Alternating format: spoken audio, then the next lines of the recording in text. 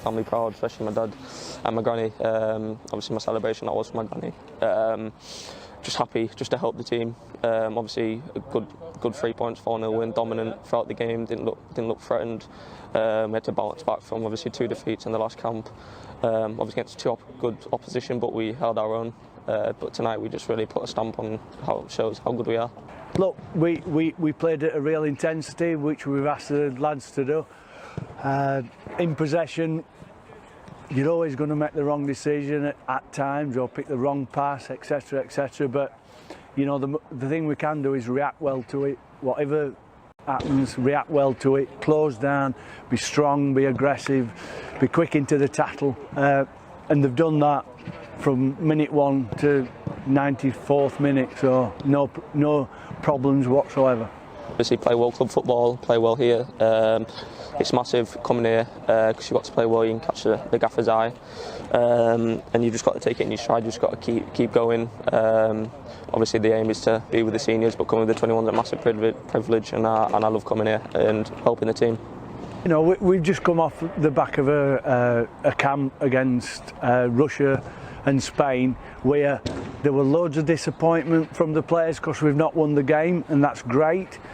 However, from a coach's point of view and a staff point of view, there were loads of stuff that we did really well, and we've probably continued that today, and probably had the rub of the green a little bit more than what we did in the other 2 games. So you know, we've just got to try and keep building on that again. With the 21s for a couple of years now, and the group of lads we've got some really good technical players. Like, we keep the ball well.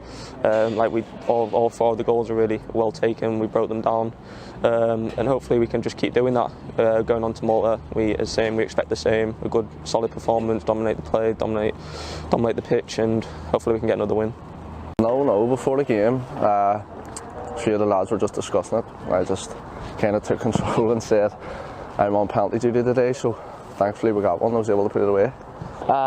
John's picked the team today. You have to respect his decision. To be fair to the lads, I've came on, it's already 3-0, I've got the job done, but John likes to call the subs game changers. So as soon as I've stepped on the pitch, I've said I have to change the game here. Obviously stepped up and added another goal to the tally.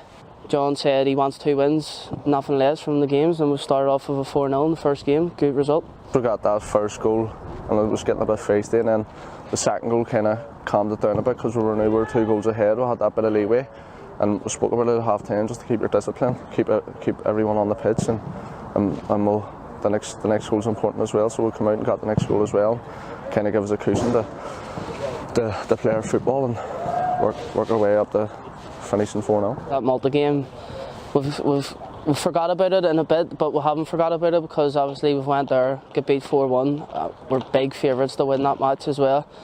We need to start being able to deal with the expectation of winning games now, because we're progressing a lot and we're not really going into matches as favourites, but nowadays we are. So we'll have to go and get a result against Malta again. Another great game, it's a must-win game as well. We obviously want to qualify from the group, so from now on, that's the first win of our wee run now, and it starts again on Tuesday. So we'll be looking all eyes on Tuesday night for another win as well. Well, last year I had a cruciate injury, so I was sitting out all year, and I think just getting the recognition to be in this squad, that was my main goal for coming back. I wanted to get recognised, and I wanted to get the achievement of playing for Northern Ireland, and I'm really happy and proud, and my family's proud of me being here, and I hope I kick on and keep making the squads. All the lads let me settle in really well. It was easy to make friends. I knew some of the lads from the 19s. We were meant to go to the Euros, but it was obviously postponed because of COVID and stuff. But yeah, absolutely love it. Couldn't speak highly of any of the managers or any more of the players.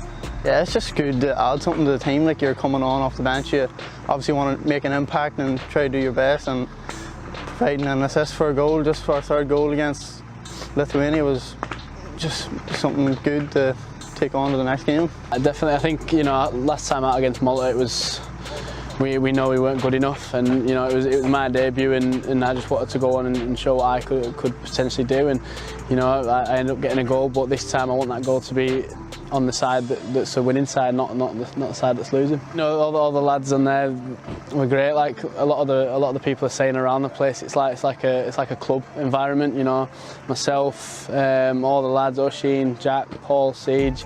I could name every single one of them. They're all brilliant. It's just one of the things where, you know, we all come in, we all get together after a few months, and it's nice to see everyone again in the training. We all have a laugh, but we know when to take it serious. I was proud of myself because obviously coming from the under-19s and then playing with all these older players, it's obviously good. And obviously, even though it was only 10 minutes, it was. I thought I did well when I came on. Yeah, it was good. I hope so. Hopefully, I can just keep going up, and as long as I'm putting in good performances when I'm over here and when I'm playing for my club, I should be all right.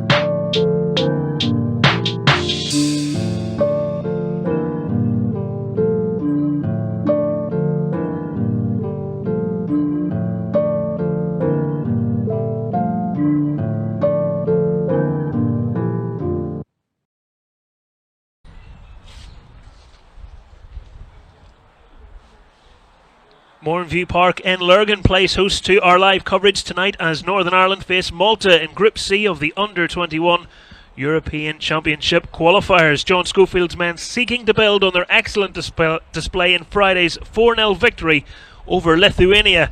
Their starting 11 bolstered by the inclusion of two players who have just come back from senior international duty.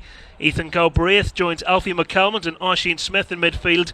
17-year-old striker Dale Taylor, who made his senior debut on Friday, forms part of a three-pronged attack. Caelan Boyd-Muntz and Ryan Wade move to the bench. For visitors, Malta, they have aspirations of doing the double over Northern Ireland, having put 4 past them in September. Their fortunes have changed since then, losing all 4 matches. Gilbert Agius picks almost an identical side from the one that got beaten 5-0 against Spain, with regular figures Alul Gotchi and Lonardelli continuing in defence. Ayrton Attar, the captain, will look to dictate play in midfield, and Carboni is given the nod up top, with Skaberis named amongst the Maltese substitutes. The players have come out onto the pitch. This, of course, the home of Irish League club Glenavon, and they are preparing for the national anthems, which will be played imminently. Ladies and gentlemen, please stand for the national anthem, starting with Malta.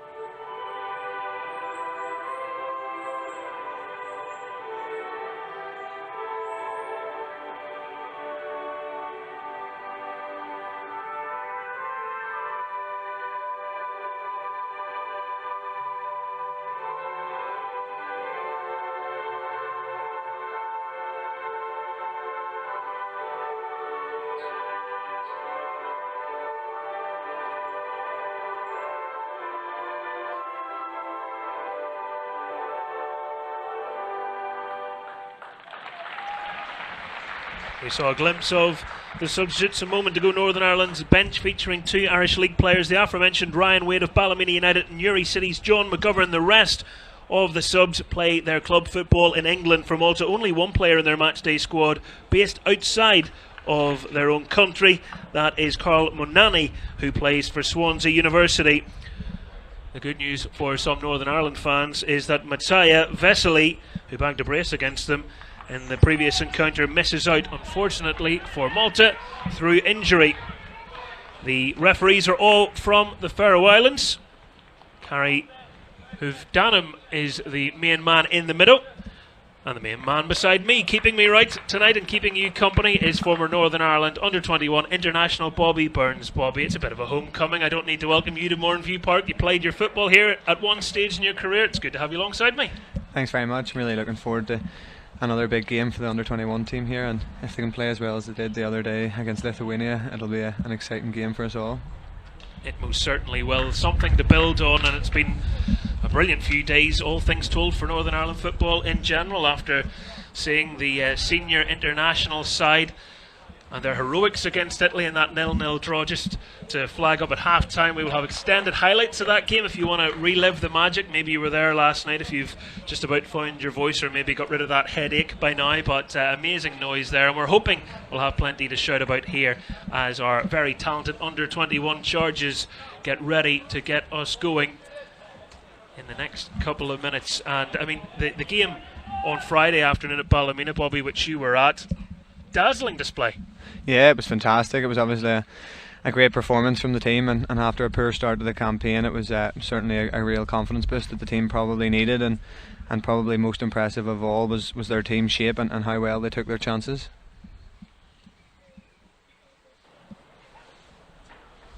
Last check by the official to make sure everybody's okay.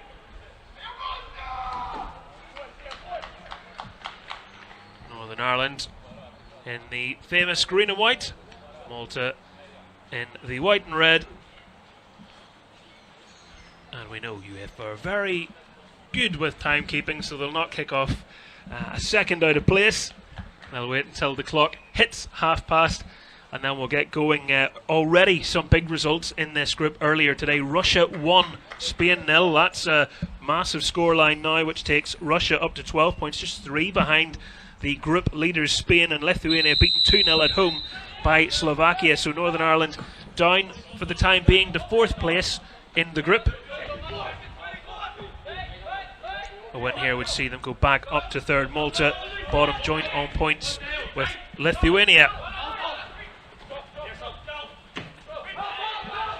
McCalmont moving it back to Aaron Donnelly of Nottingham Forest.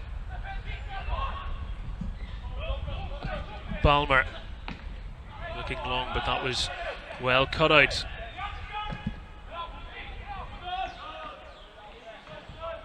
Home team trying to get off to a quick start, and I guess still feel like they have a point to prove, because John Schofield's first game in charge, that game I spoke about right in the intro, Bobby, that heavy defeat out in Malta, which certainly nobody from Northern Ireland saw coming, and maybe still lingers in their mind.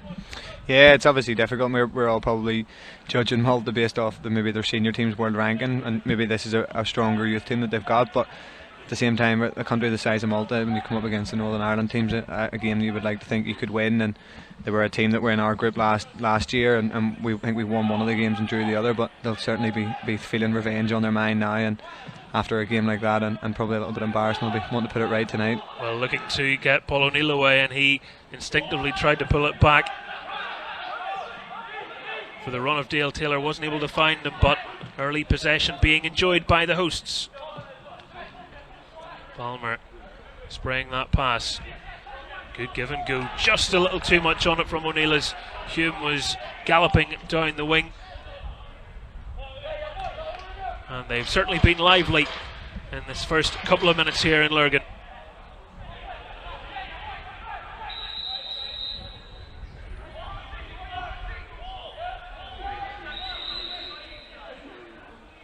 With the second team now having a playoff opportunity as well, it does breathe a bit more life into the groups, doesn't it? Because, well, you know all about it when you're in a group with Spain. It wasn't always the way.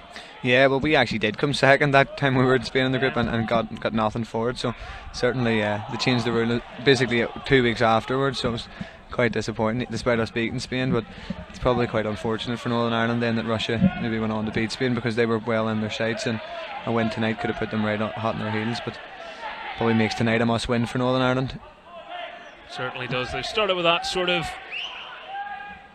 fervour in their attack, and they throw it all the way in. Malta struggling to deal with it, and in the end a helpful hook takes it out for the corner kick, and it was an important bit of defending done there by Matthew Elul, able to get his toe on that one timely after the ball managed to evade everybody at the front post.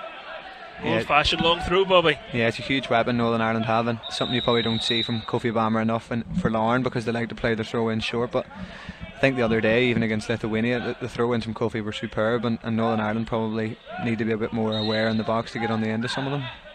McCalmont placing the corner.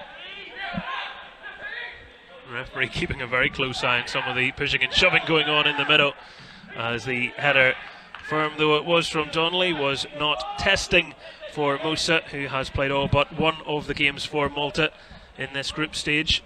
Certainly has nailed down his place as the preferred keeper, and indeed has also made the senior provisional squad at times, but for the time being a strong member of the under-21s.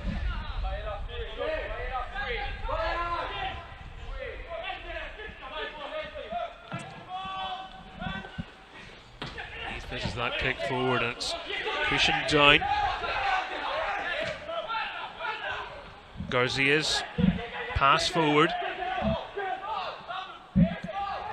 And Guerrero's run, and the challenge coming in as Malta looking to the referee, who was quick to wave proceedings along.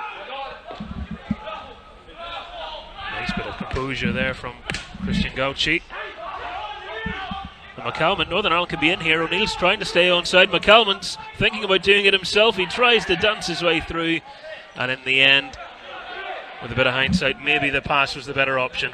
Yeah, it was a very exciting minute or two there. I think Donnelly made a brilliant challenge there at the back, although it was quite risky, and I think Alfie, the pass was probably blocked off by the Malta defender, and then he maybe thought Paul was offside, but I think in that position you've got to try and release the forward and trust that he's timed his run well, because once he gets surrounded with the 3 men, it's going to be very difficult to score. Easy saying that when it doesn't end in a goal though, isn't it?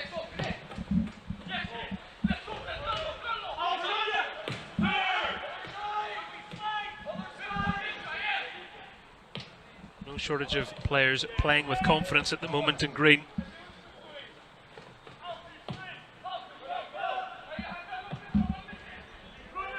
They're more than capable of moving it around. You know, I think sometimes you still see managers talk about Northern Ireland and think it's going to be direct football, but I think you can see the evolution in how the country going down through the age groups has adapted, and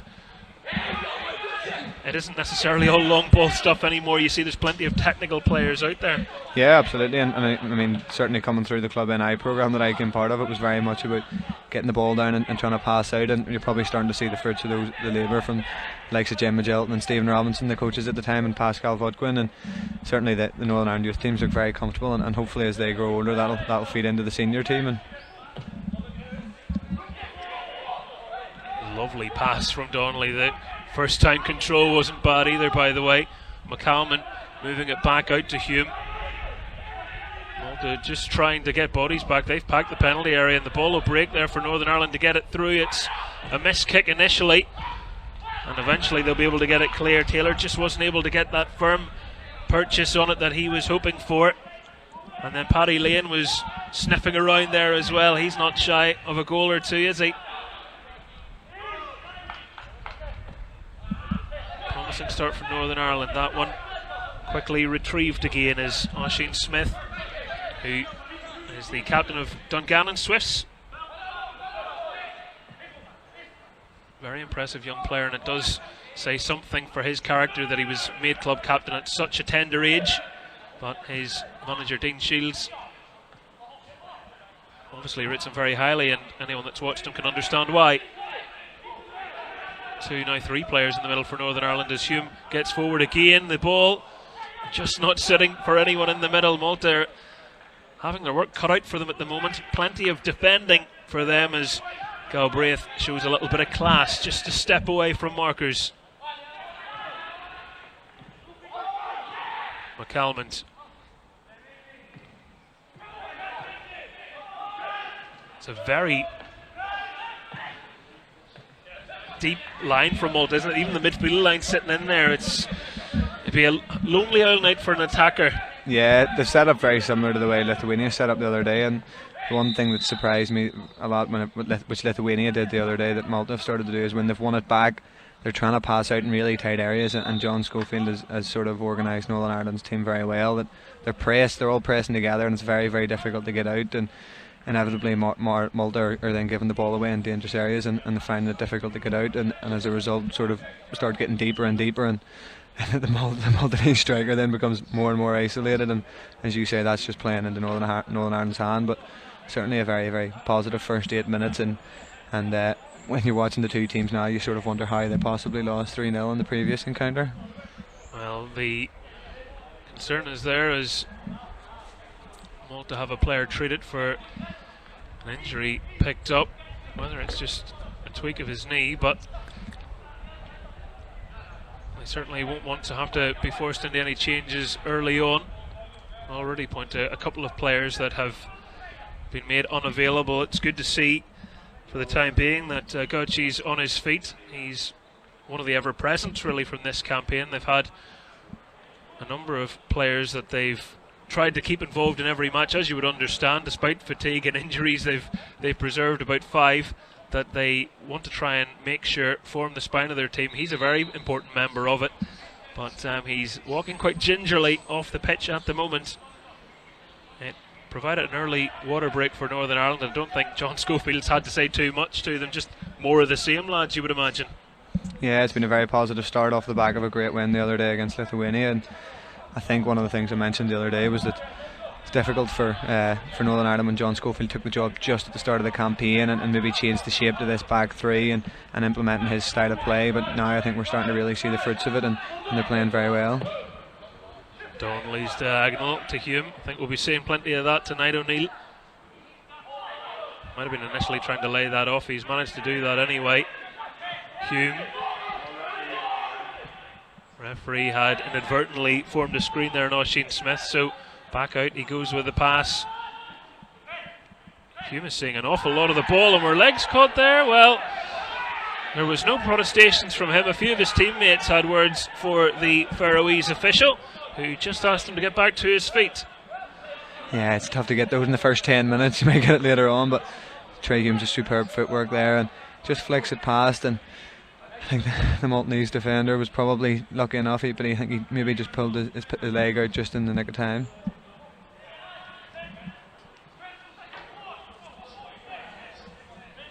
Easy to see why Hume has become the first team player with Linfield this season. Started the majority of their games.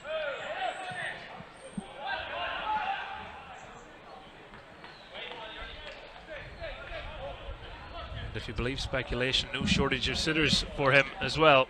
Yeah, I'm sure. I mean, obviously when he came onto the scene last year at Ballymena, he was probably a bit of an unknown, but had a superb season there and has been one of Linfield's standout players this season, so certainly to be doing that at his age is exceptional, and I'm sure there's plenty of people following his progress.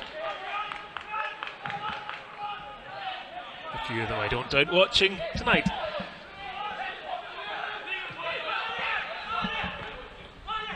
Garcia being encouraged to play it up the pitch to Carbone. Gio back to Garcia.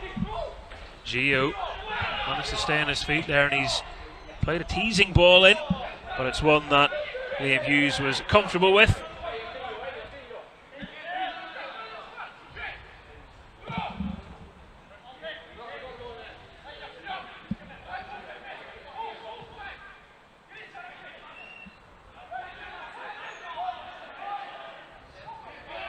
McCalmont. Lane just staying wide. He knows if he's patient he'll get the ball, and that's what's happened now. The overlapping run was there, but instead he comes inside to his captain.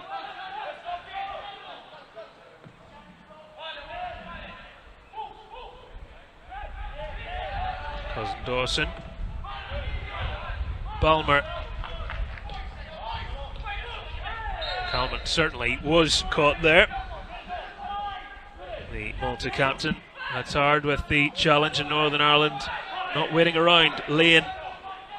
Oh, he was tripped as well. That's just on the edge of the area and no more. That was very close to being inside the box. Yeah, more superb play from Northern Ireland. They're really passing it about well, and Malta are sitting far too far off them. And the one thing I was just about to say is that Northern Ireland need to try and get the ball a little bit wider and stretch the Malta defence. And Leon there getting inside, and I would like to see that one back because it looked very, very close to the line of the penalty box. Well, the referee has put the vanishing spray down. Now he's laying down the rules to Malta's players, making sure they will obey and stay behind. There's a bit of dissension in the ranks between the goalkeeper Formosa and Gio. I think he felt, the outfield player, that the wall were too far to one side, but you never argue with your keeper there, do you? It's gone past the wall and right down the throat of Formosa. The one thing you definitely don't do is break up the wall, and I think Gio actually broke up the wall in there and left a massive gap, and the keeper did very well to cover for him, because that could have been a very costly area for Malta. Well, we always talk about characters in football. We're maybe spying one or two here early on, as opinions are often found in football grounds, let's be honest anyway. Northern Ireland have made a very good start. Galbraith. Ball taken away this time from McCalmont. They've put two on him there. He's eager to press them back, and that's exactly what he's managed to do, as Paul O'Neill tries to make life difficult for the keeper. Oh dear. That could have gone anywhere. Northern Ireland squeezing Malta, forcing errors. Taylor.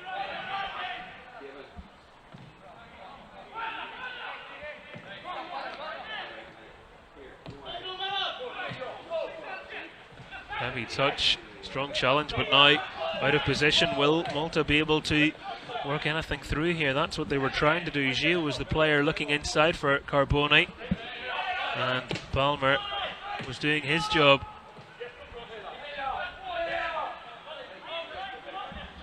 Yeah, it was very brave to play there at the back by Malta. I think that you've always got to judge the risk and reward, and if they keep taking those risks at the back, it'll be a long evening for them, and Northern Ireland should really be trying to press as high as they can in those positions, because they can get real opportunities from there if Malta think that they're going to be able to play like that with being outnumbered in their own 18-yard box.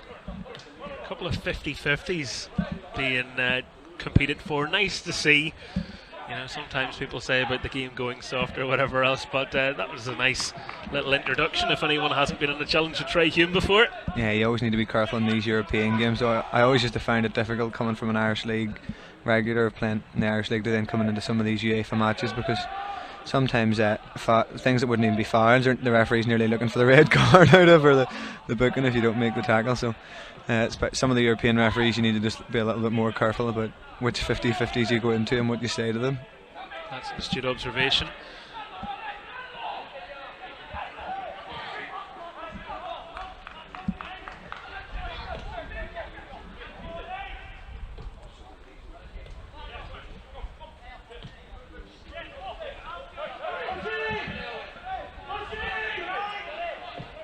Smith, McCalmont, Taylor's offering down the line instead. It's into Paul O'Neill, just wide with the header, but playing through the middle where he loves to be, and he was in a great position there, just not able to guide it inside the post. Yeah, it's brilliant play by Northern Ireland again, but I can't believe the space that Malta are giving Northern Ireland's midfield. I mean, with the quality of Smith and Galbraith and McCalmont, to be sitting 5 and 10 yards off them is really a road to losing the game. And Smith picks the ball up there in 10-15 yards of space, gets his head up, and if they keep playing like that, Northern Ireland will create plenty of chances. And I think particularly in the wide areas, that's where Northern Ireland Malta look a bit vulnerable, and if they can keep getting the ball out to Leon and Hume, that there will be the opportunities to get the crosses, and maybe if they can just try and get a few more men in the box.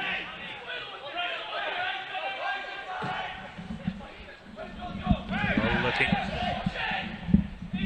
for the central striker, Carbone not able to do so. Galbraith was pushed there, and pushed again, and then was able to get on with things quickly and take the free kick. He's having a tremendous season, isn't he, with Doncaster? That loan move has really worked out for him.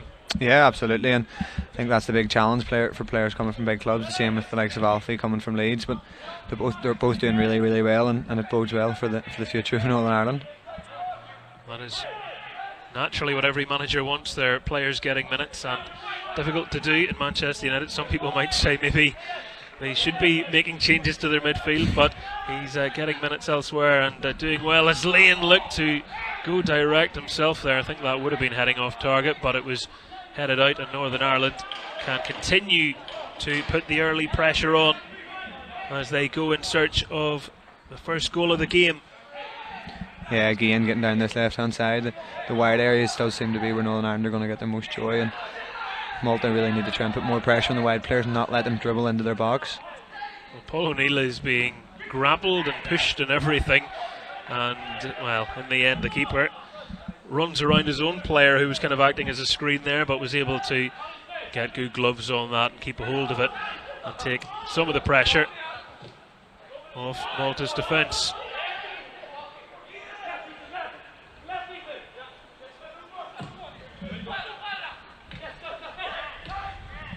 You can see how important potentially Jimmy Carbone could be for Malta as they come forward here. Garcia's taking a tumble, and well, you can see what he was thinking. He thought there was a little nudge there, but the assistant official, who was in line with proceedings, wasn't as impressed. I agree with him. I think there was a little nudge from Lane, but I think it was one of those he probably just about got away with, and probably a smart little nudge that was just enough to knock the man over without getting caught. Well, stark contrast. Bit too obvious, that one. A bit too obvious from a lull. He's certainly come right into the back of Paul O'Neill as Northern Ireland. Nice natural energy to how they've started this game. Not the best pass there, mind, but they have got off exactly how they would have planned, and maybe a couple more questions for the keeper if they can manage it, but so far so good.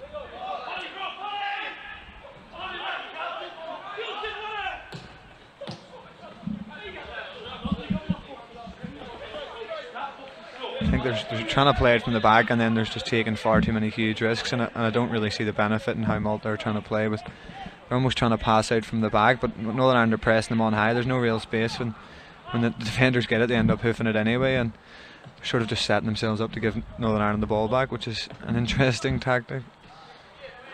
Something their manager's been talking about, Gilbert Adjus, that he feels he's seeing progress, so as long as he's seeing progress, everyone else should be patient and trust that the results will follow. But they're being made to work hard here as they defend again, and safety first. Gio just puts it into touch, and it's relentless. Certainly if you're a Maltese player at the moment, you're feeling you're not getting very much time to relax. Anytime you make a clearance, the ball's coming straight back on top of you. Another green wave comes forward, and hard for them just to settle and get a foot in the ball, but that's exactly what Northern Ireland want, to try and turn the heat up.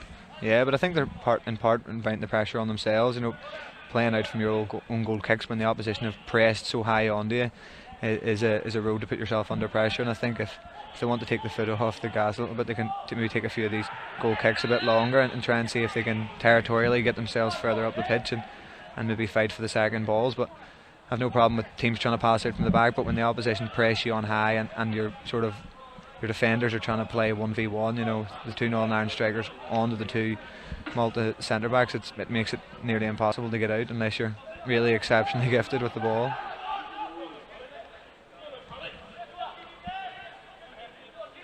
Formosa.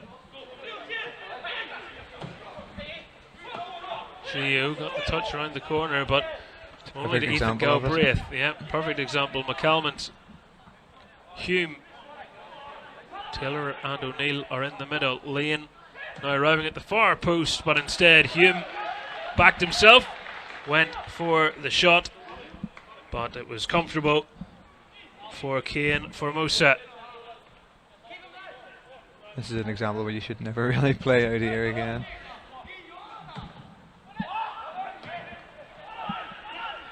Hume not quite getting it right this time as Malta try and move through the middle. Northern Ireland making it very compact in there, and you can see the difference in shape, can't you? Anytime Malta get the ball, there are very few options as to where they can go with it, and it allows it to be predictable and allows Northern Ireland to get that possession back quite quickly. Yeah, but that huge credit goes to John Schofield and the Northern Ireland players, because they've obviously looked at Malta and how they play and tried to set up in their shape, and you can see that their press is so cohesive, and if one player misses the press and doesn't time it right, then it's easy to get out. But the best thing I would say about Northern Ireland's last two performances is that when Paddy Lane presses, Donnelly's round, Kobe Bammer's round, you know, Ethan Galbraith and Smith are pressing together, and when you put teams under that amount of pressure, and the player on the ball just feels like they've no option, and they either try and force a pass or they hoof it, and with the likes of Bammer at the back, they're going to win every header. So it looks like a system that's really working for them. O'Neill, he has the pace to get in behind here. He's also managed to pick out a pass, and Taylor packing a punch with a shot, stinging the palms of the keeper, and Galbraith winding one up but leaning back and sending it well over. Yeah, it was a good chance for Northern Ireland again. Taylor does really well to open up the shot, and I suppose Northern Ireland just maybe could have predicted better that they might have come back off the keeper, but another good chance for them, and they're certainly putting on good pressure here.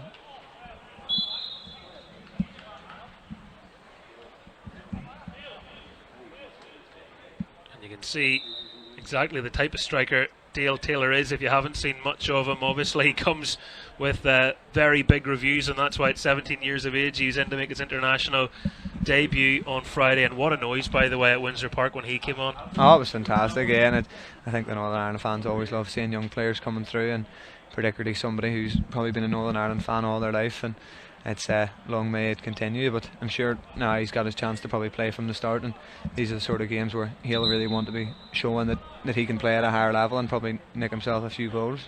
Well, just seeing there, the referee signalling that a stretcher will be needed, and Scouchy, who was down a little while ago, is down again, maybe starting the match with an injury there. But disappointing news for Malta, who, well, it would appear, require a substitute at this stage in the match. Only 24 minutes played.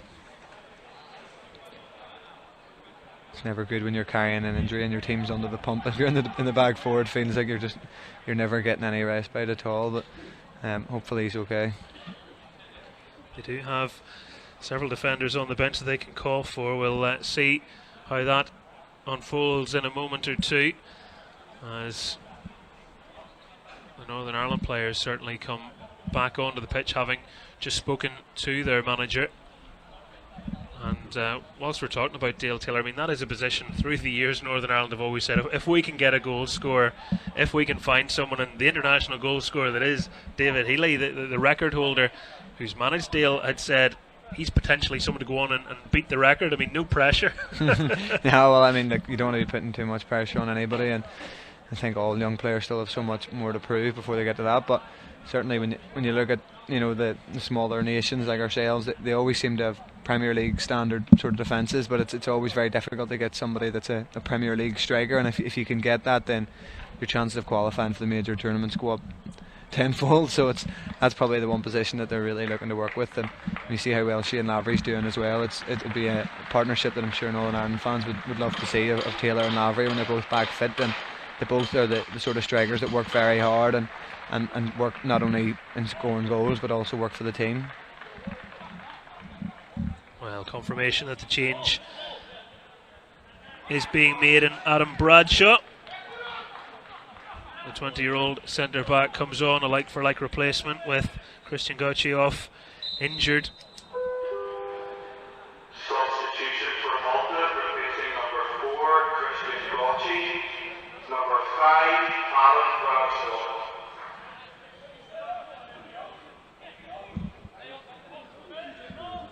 And when you've been defending hard, changing the defensive partnership as well is another thing to throw into the equation. Obviously can't be helped here, and we hope it's not a serious injury, but doesn't look good when he's being stretchered off in the first half, and it wasn't from a collision as well, which maybe tells you something else.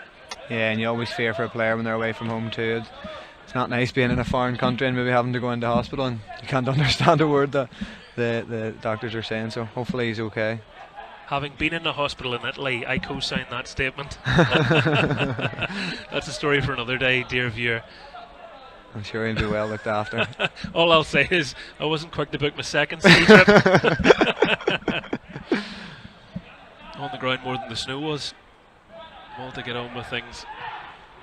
Firm header. They can at least move a little higher up the pitch, as Zamet Lonardelli will resume throw-in duties, and he'll just try and nudge himself a little higher up. The old antics on the touchline. Nobody too animated by those at this stage. You can usually tell a scoreline by how upset people get and that sort of stuff. Northern Ireland swarming and trying to get it back. Strong challenge by Gio. Fairly won, and Malta trying to skip through the bodies in Northern Ireland, as they have done so well in this first half. Managed to nick the ball away from them, and it's a lot of possession for the home team. Maybe some people would expect that coming in, but it'll be pleasing for the manager that when the ball is lost, they are so active in retrieving it again. Harder to be beaten when you've got the ball, the old adage. And they have managed to work for Mosid too. A couple of attempts coming in.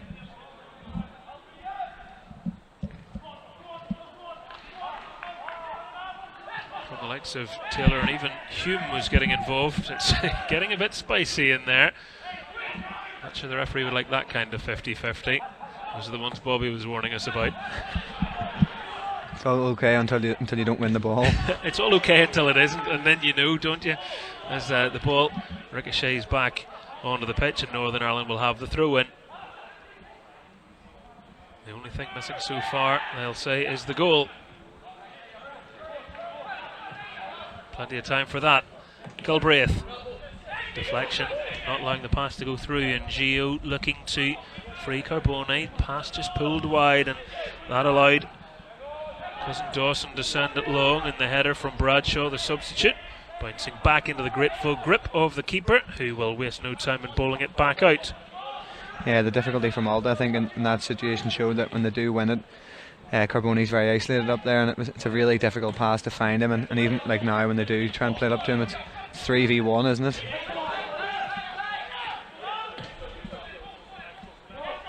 He's shown a little glimpse or two of what he can offer in terms of hold-up play, but you're right, without the support around you, that's a difficult thing.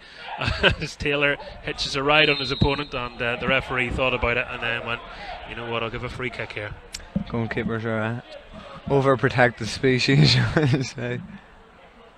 You breathe on them to get a free kick. Well, he jumped on the defender, but the keeper's hurt. So Formosa down for the moment, and Bradshaw, who's only on, is left with a creak in his neck, which I certainly can understand after being used as a stepladder. Yeah, but I think Northern Ireland need to be frustrated with the sort of injuries that Malta are having. It's sort of breaking their flow, and they were playing so well before Kochi got injured there, so it sort of almost breaks up the play and your momentum.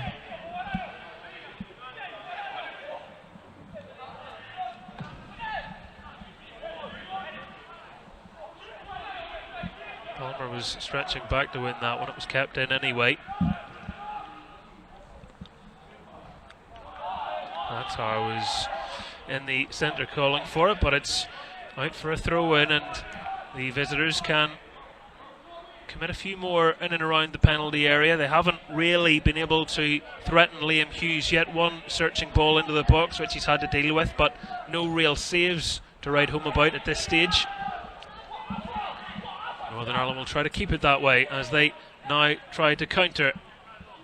Malta's work rate certainly can't be faulted, because as many people as they sent forward came flooding back immediately. O'Neill, that's a lovely interchange of passes, and O'Neill gets the favour of the bounce as he comes through, gets it to Taylor, and well, from one bounce working for them to one bounce working against them, it just wouldn't prop up for the forward to strike. Yeah, it was a great play by Northern Ireland, and good fight from Paul O'Neill. He did well. I think he maybe perhaps could have just laid it to Alfie there. It was a tight pass into Taylor, but probably one that if it had worked would have looked well. But another good attack from Northern Ireland, and certainly looked dangerous. Every Malta player is in and around the penalty area. Northern Ireland only have their keeper in their own half, so that tells you something about the approach to the game so far, as there's just a conversation going on there.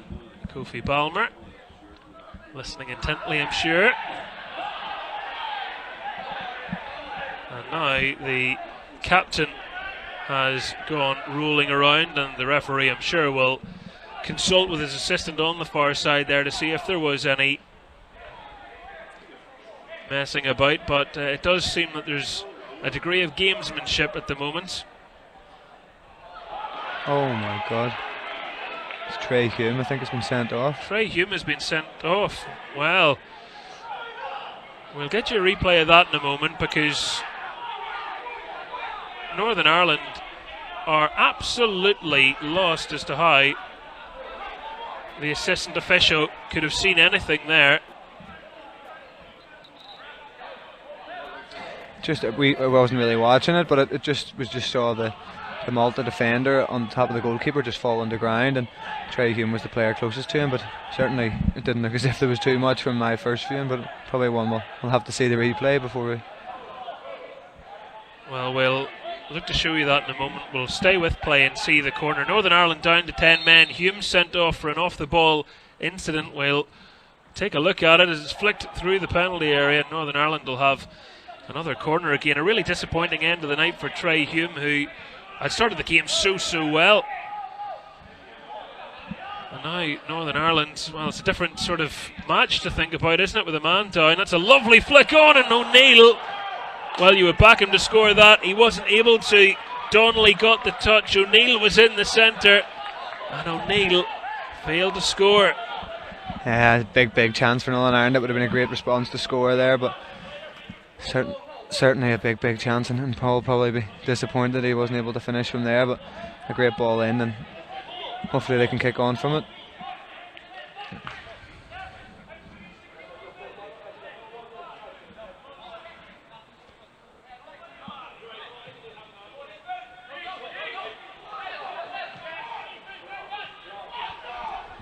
Big difficulty for Northern Ireland, isn't it, now that with a man less they probably can't press just as vigorously as they've done before, and it's probably now going to give them all the time to actually enjoy their passing football.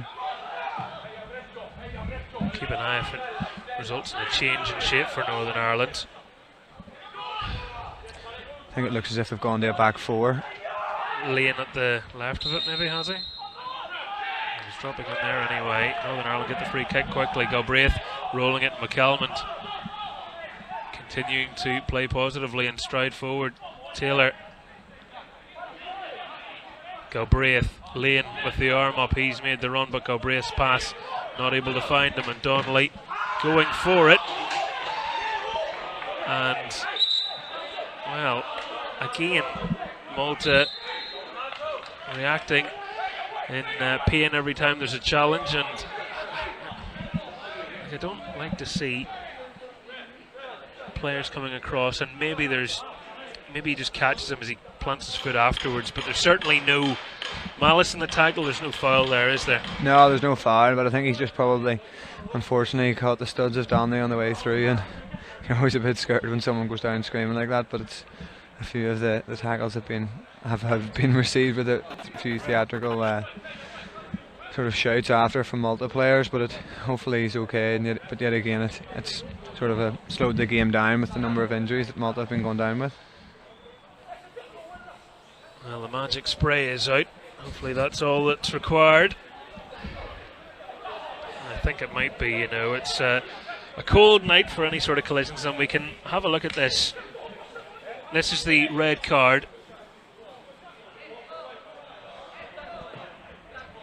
Well, I mean, I don't. Mystifying. There's no comment required, is there? I mean, you can see there's just nothing happens. I have to say, it doesn't surprise me. It's what we were talking about before. And in Irish League terms, the player going down would probably be shouted at and told to get up. But sometimes in these UEFA games, it's, you know, some of the European players go down very easily, and if they scream and shout that something will happen, and it's very, very disappointing to see that, especially for a player of Trey Hume's ability who missed the rest of the game and probably further games after. But I'm sure it's one that Northern Ireland will appeal, because it looked as if nothing happened at all, or perhaps Trey Hume may have accidentally stood on the Malta defender's toe, but very, very little in it. And the first thing that I noticed was that the linesman didn't flag up, and the referee wasn't looking at all either. I think he was looking at the sort of number of players that were lined up in the box. So I think you can only assume that he's went off the scream, and if you were doing it off that, we would finish with no players.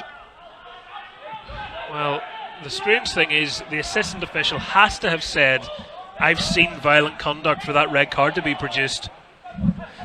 Well, the assistant definitely didn't put his flag up or say anything, which is what you normally do whenever you've something that you want to draw the referee's attention to. And the referee didn't look to really be looking at it either. He looked to be looking in the box where a lot of players were sort of congregated, trying to sort of block one another for the corner. So certainly a very, very strange situation, but one that Northern Ireland have come out on the wrong side of. Well, I think there was a push there just for balance and things. I think Gio was nudged over, but the referee didn't spot that one. I have to say, I'm left a little speechless for once at that red card, having seen it back. But Northern Ireland minus Trey Hume now for the remainder of the match. It's a big blow for Northern Ireland, though. Not only are they losing a good player in Trey Hume, but the whole shape of the team and sort of the balance of their play, the way they're wanting to play here with three centre midfielders and two strikers, and they now have no wingers, but they're sort of playing a back four. So they've probably got and there's an example of maybe where there's where Trey Hume was meant to be, but obviously with the players at the back, they're sort of missing there, and with Lane now having to play deeper, they don't really have that width on the left side that they were getting so much joy from.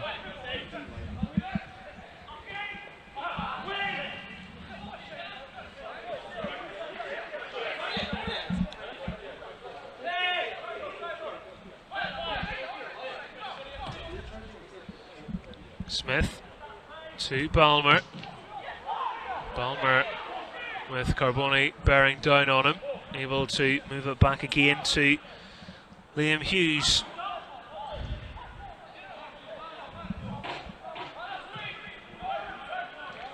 Well, a first half that started so well is certainly moving into a territory of frustration for Northern Ireland, but they can lift spirits here if they can work their way through. I think the last touch did come off Lane there. Yes, the referee agreeing and giving the throw-in in favour of Malta. Probably a good example now. Lane's having to play at left back. He's getting the ball there, and it's a very lonely place for him, because normally you'd have a left winger there you could give the ball to and try and work play with, but instead of that he's trying to sort of take a player on and dribble past him from 40 yards out of his goal, and it's very, very difficult to then sort of work a space to get a cross in. But probably going to be the story of the rest of the game, and Northern Ireland will maybe have to look at half time at what way they can readjust the system of play to sort of break down this Malta defence.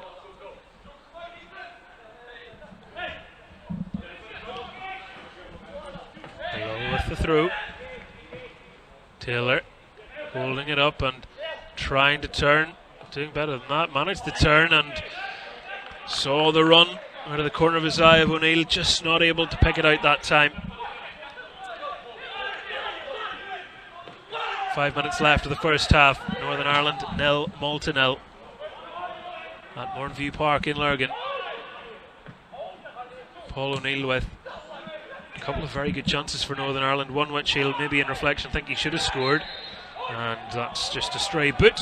That brings about the free kick.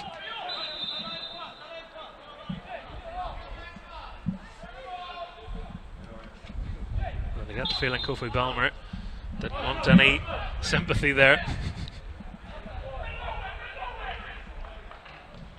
Well controlled by Cousin Dawson. Calbraith almost quarterbacking it at the moment now. Just taking turns to cover for each other almost, aren't they, as they drop into little pockets. That was well worked by Oisin Smith. Looked like it might have just got away from him, but not the case. It's quite surprising that Malta are still sort of sitting off Northern Ireland so much and allowing their centre-backs so much time in the ball when they in fact have the extra man, and if they did press it on it would be much more difficult for Northern Ireland to get out. See you later. Dale Taylor. McCalmont, a whisker away from being the game's opening goal. Lovely play down that side from Taylor, who suckered the defender in before spinning beyond him and leaving him for dead. Yeah, super play by Taylor. He's probably had to come wider now to give the team a bit of width, and does well, rolls his man and a great cutback. And just like Ethan's chance earlier, I think Alfie will be a bit disappointed that he probably didn't at least hit the target, and he maybe had a little bit more time than he thought. A couple of goals on Friday, very nearly back on the score sheet again there, McCalmont. But that will be the reminder for Northern Ireland, whilst they might feel disgruntled about the dismissal, that they still have plenty to offer, but they need to make sure they don't offer mistakes like that and opportunities as Galbraith gets in and covers and clears for the corner. That little error almost inviting pressure on them there. Well, it did invite pressure on them, and it's pressure they'll have to deal with a set piece, as Gio nearly benefited from that. Yeah, it's probably one of the first times Malta have really tried to press the Northern Ireland centre-backs, and they did well to intercept it, and despite all the pressure from Northern Ireland, it's the chance for Malta, and it just reiterates how much they need to concentrate at the back. Ayrton Atsar, the player who was involved in that altercation with Hume, taking it short.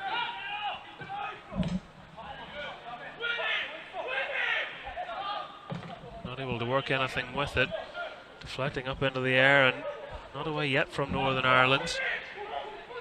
Well, Malta's bench are screaming to try and get a shot away there. They just want something to happen, and that little kick out has the referee brandishing a card, and he's going to issue it now to Malta's captain.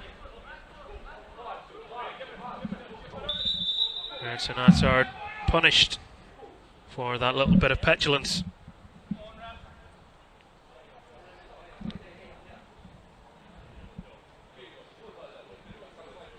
But even here's a great example where I think now, just as I was about to say, Malta aren't really pressing on, they're allowing the ball to go into Ethan here, and I think it's one of the things that really they should be trying to press on with the extra man and sort of forcing Northern Ireland to go longer and take the possession back.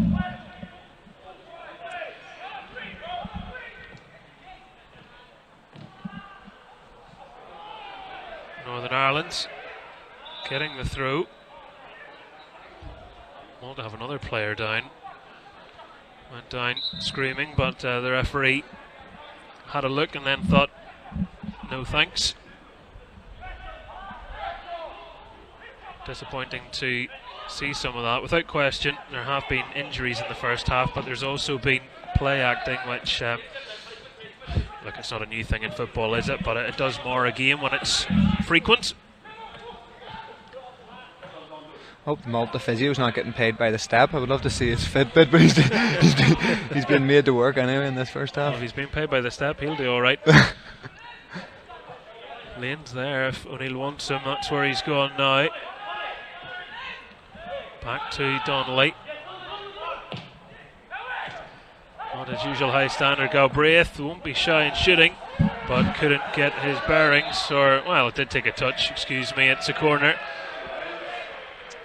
It's really surprising refereeing again, though. He clearly gives a goal kick, and when players shout at him, then he decides to change his mind to a corner. I mean, don't know if they referee differently in the Faroes, but certainly you don't just go on what people shout. And when you look at the sending off the Trey Hume, it appeared as if he just did it when everybody shouted at him, and there again changed his mind. There's going to be 5 additional minutes here. The fourth official has just signalled, so we're into that time now as it comes in. O'Neill, he's had a hat-trick of headers. Yeah, and it's unlike him. He's normally a really, really good finisher, and played really well the other day and took his goal well, but that'll be another chance that he'll be looking back on and thinking he should have scored. I think he had a little bit of pressure on him, but he'd be disappointed he wasn't able to get that. And maybe it was a wee bit behind him, but yet again he should probably hit the target there, and Northern Ireland certainly will feel that they should be 1-0 up. Well, Northern Ireland have had the opportunities to be leading. They just haven't had that clinical touch yet. Smith. Lane. Ball taken away from him. Hasn't got into the game as much as he would have liked so far, Paddy Lane.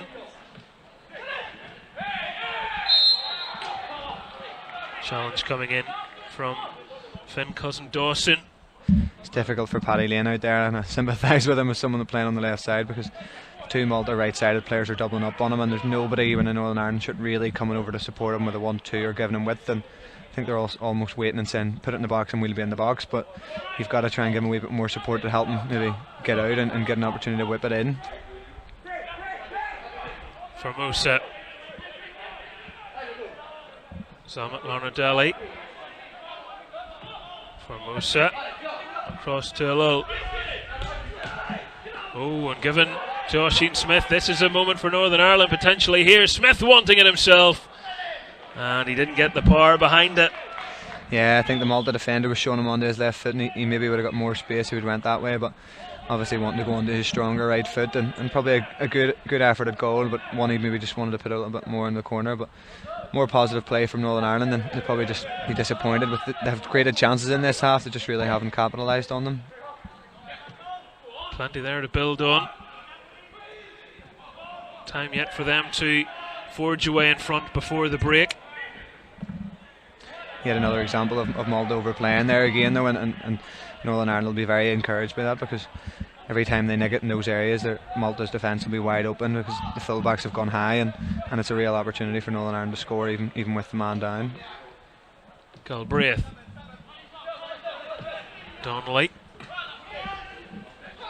And Lane.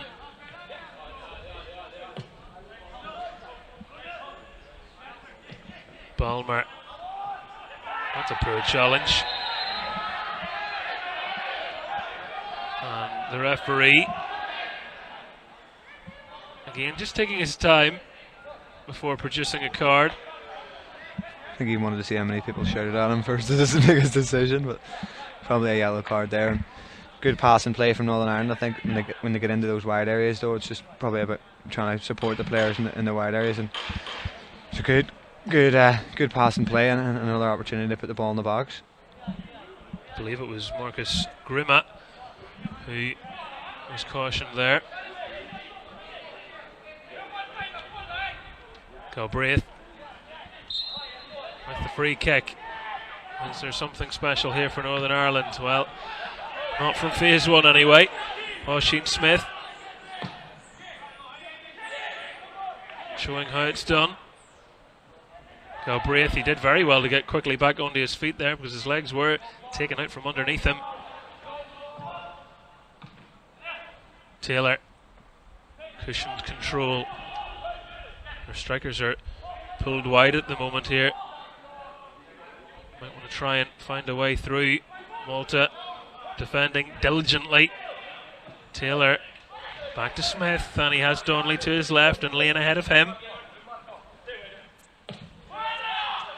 Not long left until we reach the end of the half.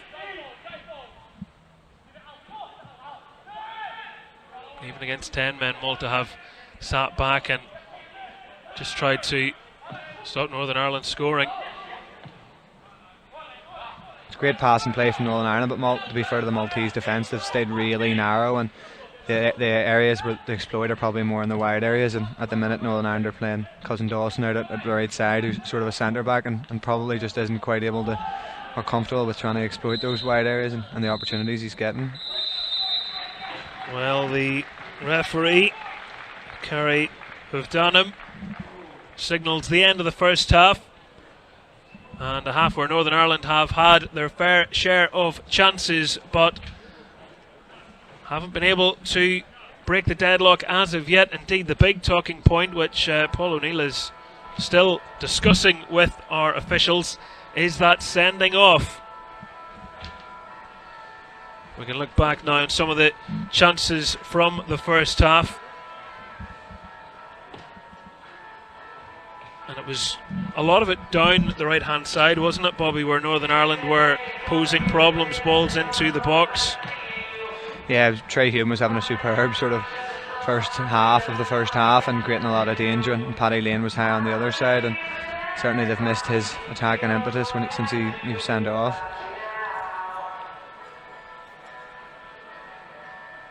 One of the chances that's come O'Neill's way, and you figure eventually one of these will nestle into the net. Will he be a little disappointed with that? Because, you know, I don't think he's had a poor first half at all, but he has had a couple of opportunities and he hasn't been hitting the target. Yeah, I think he's played well, and he played very well the other day against Lithuania, but any striker will judge themselves off how many goals to score and how well they capitalise on chances. And it was a great ball by Paul there, but he'll be disappointed probably, particularly the second one. I think was a great chance, the header, but probably just comes from a bit of mad sharpness, and unfortunately Paul was injured at the start of the season. And this is the moment. If you just look at the post here, the Malta captain goes down and claims contact, and the referee initially hadn't seen anything, and after a moment of deliberation, we can only assume he heard something from his assistant official, decided to show the red card against Trey Hume. And, you know, Northern Ireland, even down to 10 men, still had chances to go in front. But I do feel, and whilst we've been talking here, Bobby, I've been watching officials from the Irish Football Association watching that replay on their phones and deliberating with it. I mean, there's quite a few unhappy people around us here at the moment, and I think when you see it back, you can understand why. Oh, it's an astounding decision. It really is, and it's definitely had a huge effect in this game because Northern Ireland were well on top, and it's just disappointing and very hard to see what the referee has seen there, but it's just one of those, and I think just straight after it's probably Paul O'Neill's best chance. But as we were saying there, that he's probably not been playing as much as he would have liked with Clivenwell, with the form of the likes of Joe Gormley's in, and I think he was coming back from, might have been a hamstring injury at the start of the season, so maybe just lacking that wee bit of mad sharpness. But certainly if you keep giving Paul O'Neill a chance like that, he'll start tucking them away, and this game will give him the opportunity to gain that much needed mad sharpness. And no goals as of yet. Half time here at Mourneview Park in Lurgan is Northern Ireland 0, Malta 0. And whilst this 0-0 has been a little frustrating so far for the host, there is no question that last night there was a rather different feel from a 0-0 up the road in Belfast. The European champions Italy were in town, and they left not too happy. Here's the best bits from a captivating night at Windsor Park.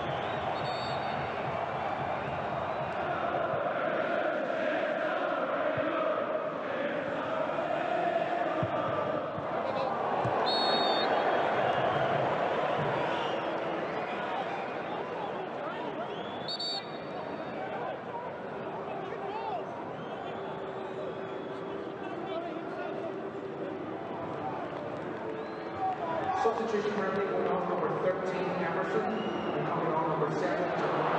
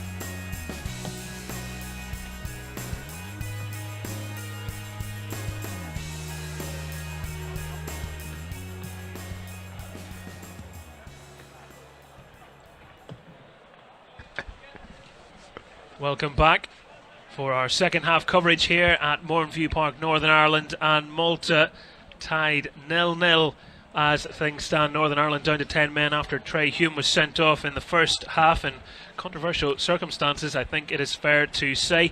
This match is in Group C. Northern Ireland will naturally be wanting to win it, but certainly after Russia provided a big upset earlier, defeating the table toppers Spain by a goal to 0, and Slovakia's 2-0 win over Lithuania as well means that Northern Ireland on 6 points, Slovakia on 9, Russia on 12, Spain on 15. So a win would see Northern Ireland go up to third and allow them to continue to try and nip at the heels of Russia, who I think few people would have given them that scoreline tonight. That is a really big result for them, so credit to them. Anyone getting a win over Spain naturally is a big result, but that's laying down a marker that they want that second spot and maybe better, because they're only now 3 points behind Spain.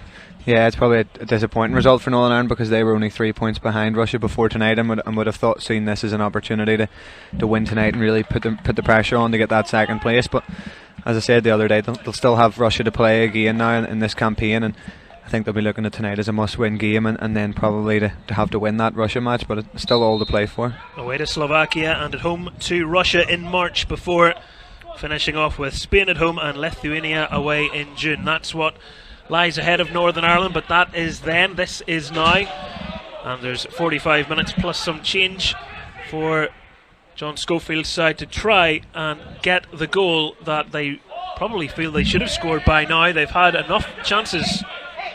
Yeah, they absolutely have, and I think that the sending off of Trey Hume has really hurt them, but it's probably something that I think in the next sort of 10 to 15 minutes, I wouldn't be surprised if Northern Ireland made a sub and maybe looked at how they could readjust it with the back four formation and maybe bring on players that can give them joy in wide areas. Paul O'Neill, clip there. Galbraith.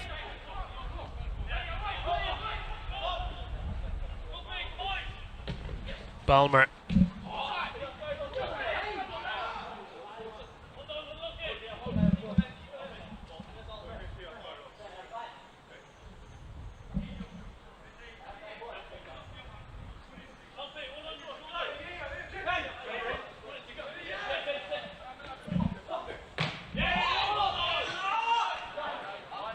I think he felt that one.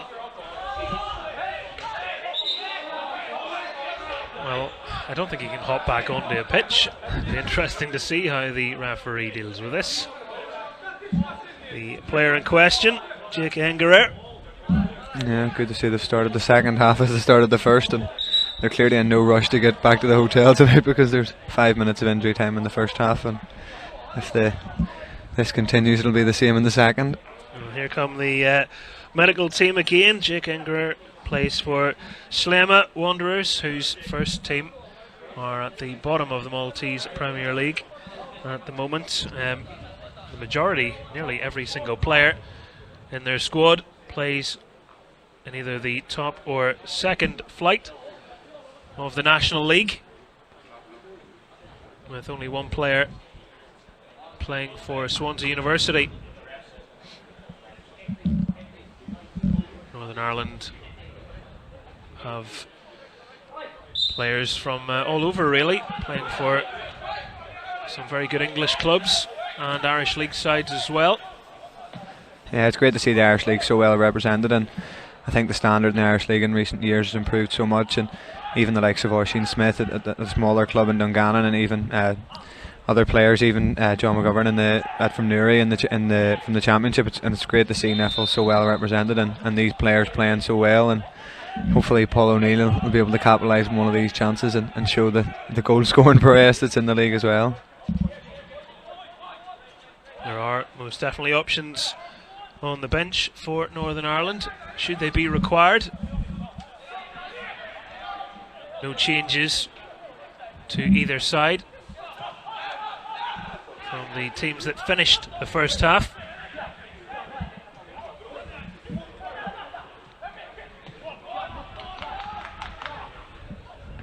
Malta's playing out from the back continues. Will the extra man be telling? Andreas Vella looking inside. Northern Ireland taking their time to close down, and it's a brilliant strike, and it is a marvellous goal from Marcus Grima, and it is a goal that they are absolutely loving, and you can understand why. Yeah, it's a really, really disappointing goal from a Northern Ireland point of view. I think it's the first shot that Malta have had on target really all day, and it's the first time they've really got down and got the ball played, but Northern Ireland got a little bit stretched there and he cuts inside too easily, but it's a wonderful finish right in the top corner, and there's absolutely nothing Liam Hughes could do about it. A tremendous hit from a player who was given just a little too much time to pick which foot he wanted it on, pick where he wanted to put it, but take nothing away from Grima. That is a beautiful shot, and there was nothing Liam Hughes could have done about it. And you thought the first half was frustrating for Northern Ireland. Now a goal down as well as a man down. Just highlights the importance of taking your chances when they come, and as you say, particularly a couple of chances that Paul O'Neill had, and likes of Ethan Galbraith and Alfie McCalmont, and if you take a couple of those chances you could have the game dead and buried by now, but it sets it up better probably for the neutral. Hopefully we'll have an exciting second half and see Northern Ireland come for it, but it's certainly not over yet. Well, will Malta try and continue on the front foot now? As you say, they haven't forced Liam Hughes into a save all night, and that's what happened. And they haven't even had a half chance, never mind a real chance, but it was probably the first time that Northern Ireland looked stretched, and the problem with getting a player sent off early is that you can sort of fight and work hard and cover the spaces, but as time goes on you can get very, very tired, and I think a couple of players just probably didn't get into their spaces quickly enough and give the Malta players time to sort of open up and get the shot from long range, and full credit to them because it was a great strike.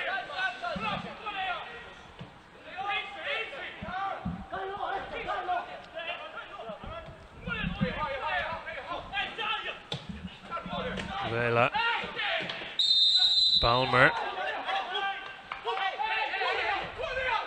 he'll be his own referee if needs be. I think everyone needs to make sure they're on their best behaviour. Northern Ireland will feel that you don't even have to do anything wrong to have a man sent off. I mean, certainly the conversations that have been had at half time reflect plenty of people here are disappointed, but in football you can't feel sorry for yourself even if you've been wronged.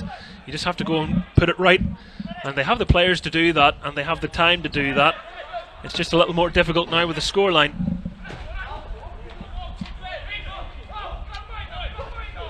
Yeah, I think a lot of the joy Northern Ireland were getting was down this right hand side, and it's just a little bit different now. Finn Cousin-Dawson's been sort of moved over to right back, but he's sort of a centre back, and he's the only player on that whole right hand side, and it wouldn't surprise me at all if Jack Scott was brought on at some point, and I think indeed he's going out to warm up now because he's a really good player and a very sort of good attacking right back, sort of right wing back from Wolves, and he's maybe the type of player that you could see coming on to give them better width on this side.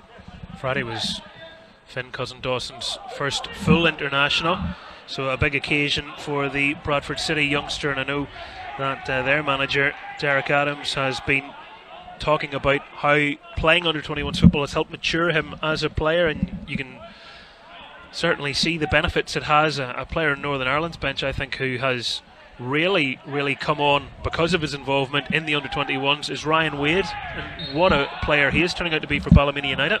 Yeah, absolutely, and I think a lot of people will be delighted to see Dale Taylor coming down tonight. Ryan Wade probably will not be one of those, but I thought he was. I was talking to David Jeffrey at the game when they played us on Saturday for Ballymena, and I was saying how well Ryan Wade did. He was superb. He ran every ball down. He won the penalty and set up one of the goals, and was really one of Northern Ireland's best players, and probably feels a bit harshly done by not to start tonight, but yeah, as you say, he'll be one player that I would say will definitely come on tonight and give Northern Ireland a good option. Whipped in, nodded away by Aaron Donnelly. And now a chance to get in behind. Taylor coming together. The referee saw enough to be satisfied. No foul was made there. Andreas Vela, who was quite quiet in the first half but has seen more of the ball, and it was his pass across the pitch that led to Grima's great strike.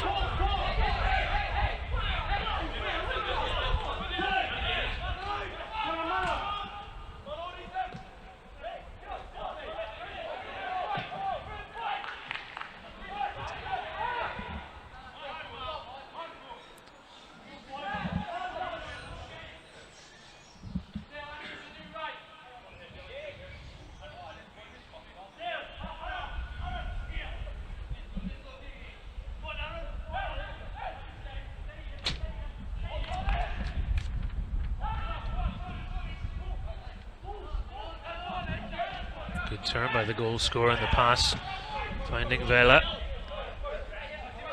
Yeah, as you say, since Hume went off, Andres Vela has been very, very good down this left-hand side, but he's probably just getting, a lot of time and space.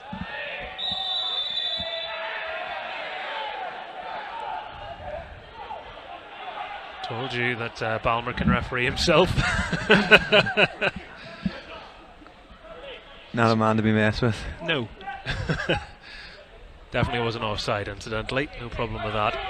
Isn't it nice in games where there's no VAR that offside flag goes up right away, rather than this silly pretense where we play on for a minute before we pull something back? Oh, the last thing we need here is VAR.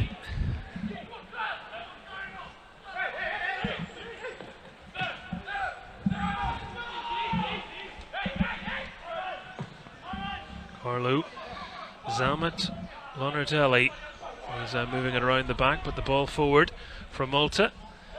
Bread and butter for Northern Ireland's backline. Smith looking for something different, looking long. O'Neill is onside. Managed to keep that in as well, but just ran out of room, and nobody in green around him.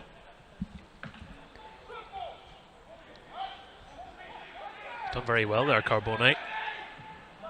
Just outnumbered in the end.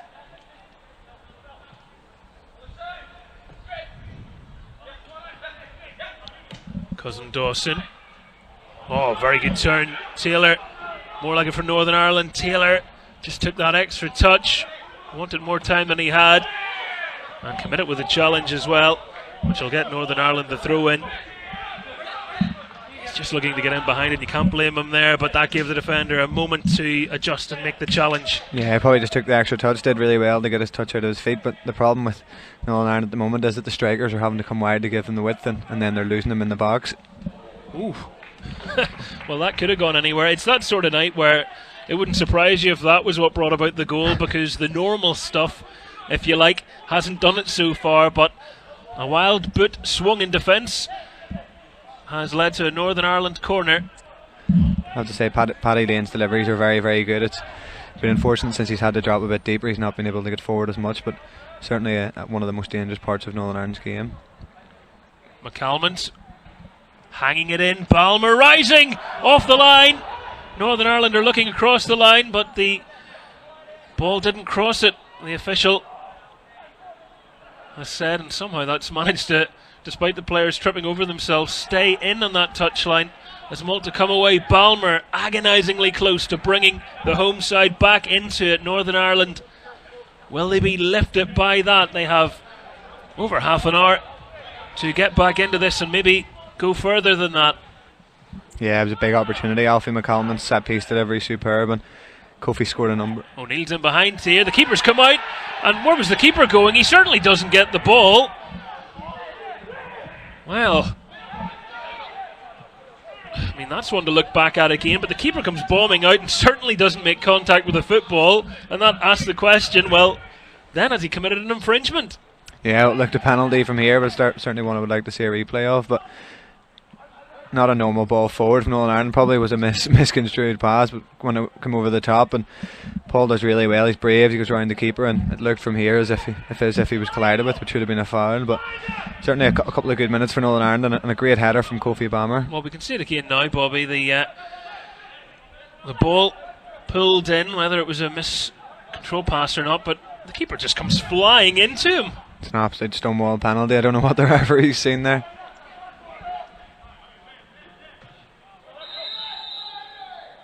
Foul through given against Northern Ireland. But no, certainly a good few minutes for Northern Ireland. It was a great header from Kofi Balmer, and just reiterates the importance of having defenders on the post. I think in the modern day, a lot of teams are taking their defenders off the post, but the Malta defender does really well to clear it. And then I don't know how Paul O'Neill's is not a penalty, but again we talk about how the referees in Europe are always slightly different than our own here. Well, the referee just encouraging Malta not to try and play for time at this stage in the match, as Northern Ireland get the free kick. Well, you can see the frustration in Northern Ireland, because even when the Maltese player's offering his hand, there's no handshakes at the moment. Northern Ireland still feeling aggrieved, and will they be able to channel that into something productive? They've had a big penalty appeal waved away after the keeper didn't play the ball and played the man. Nodded down into the middle. And the offside flag has gone up, presumably for O'Neill, who didn't actually touch the ball. I think it went up for Alfie McCalmont maybe, who won the header straight away, because I think as he went up for the header, the linesman put his flag up. But if that's the case, that'll be disappointing, because you've got to keep your patience in these moments, and when a long ball's coming on, there's no really need to be offside there. I have to say though, it is quite surprising maybe that Northern Ireland haven't been down to 10 men so early, and maybe starting to look a bit tired. Maybe there hasn't been a sub so far, and when you look at the strength of the bench, that's probably where I think that'll be the route back into the game for Northern Ireland. Well, it's going to be Malta that make changes, because they've 2 players standing ready in the halfway line. They lost their centre back Gauchi early on through injury.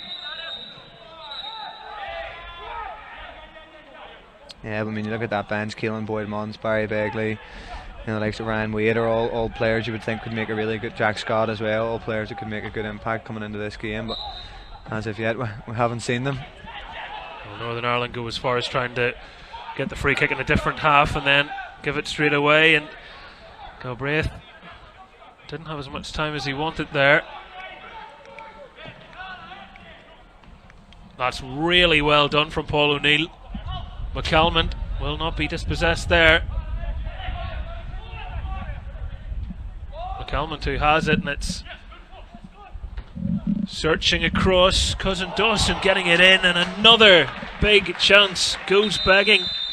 Yeah, it's good play from Northern Ireland again. It was a great ball over by Alfie and header down, and they're probably not playing as much passing football as they were in the first half, but still showing the other side of the game and how well they can do it. And again, probably not as good a chance as some of the ones Paul's had so far, but was sort of behind him a little bit. But another one that he'll be thinking that he's normally quite good at scoring. I know he scored a few overhead kicks in his time, and another one that he'll probably think he should have hit the target at least.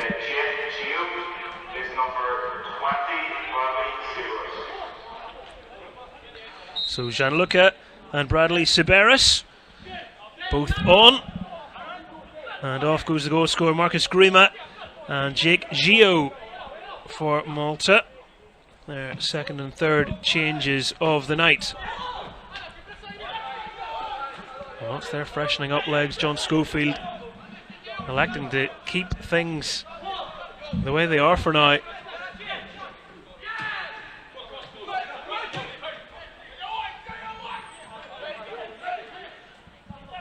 Galbraith, Lane,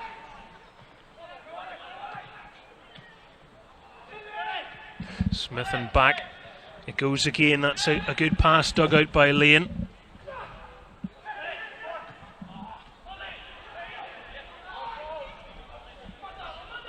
Galbraith just so speedy, isn't he? Able to cover that ground and take the ball away from players around him. Quick thinking and quick feet. It's great awareness, and always seems to be able to have time on the ball and find a good pass. Balmer, Lane. This is a better period from Northern Ireland, much more like it. The crossover hit, but that is maybe an area they can look at a little bit more, because that's, as you pointed out earlier on, where they did have a bit of currency in this game, and that was going into those wide areas, and they're making good movements in the middle. A better delivery from wide, and you might get the goal, because we've seen on a few occasions already free headers in the box. Yeah, Malta don't seem to be defending cross as well. That the only difficulty is from Northern Ireland point of view that the only width is really coming from the 2 fullbacks, and they're having to cross from deep, and it's very difficult to cross. It's much more difficult crossing from a deep area, and when it's coming from areas like this with Paddy Lane and Finn Cousin Dawson on the other side, and Finn Cousin Dawson's probably not naturally a fullback who you'd want to be. He's probably not used to crossing the ball so often, and that's why I was sort of thinking maybe we were talking about at half time, maybe the likes of Jack Scott, who's a very good attacking fullback, being a good option on the bench, but as of yet we haven't got a chance to see him. Well, Malta with a player down, and it's Jamie Carbone who, as he was making that last sort of diagonal sprint, he seemed to pull up as if there was something behind his knee that was giving him a bit of trouble, and he hobbled on for a moment or two, and the first chance he got, he has sat down. Yeah, it looks like he's getting one of his own players helping him with a bit of cramp too, but maybe just a further bit of gamesmanship because no physio was required, but killing the clock.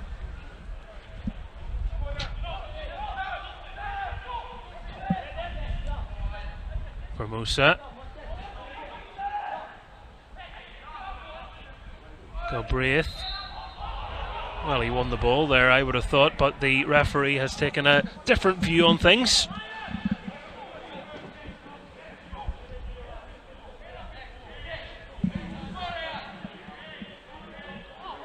Things playing into Malta's hands at the moment. They want to slow it down, they want to frustrate and agitate, and they're wasting time. And the referee is going to produce a yellow card now. And it's Matthew Ellul who has been shown it, and there's some, shall we say, sarcastic cheers from the fans who have not had too much to cheer for, unfortunately, yet. Just over 300 people here tonight to watch this one. Smith ran out of room.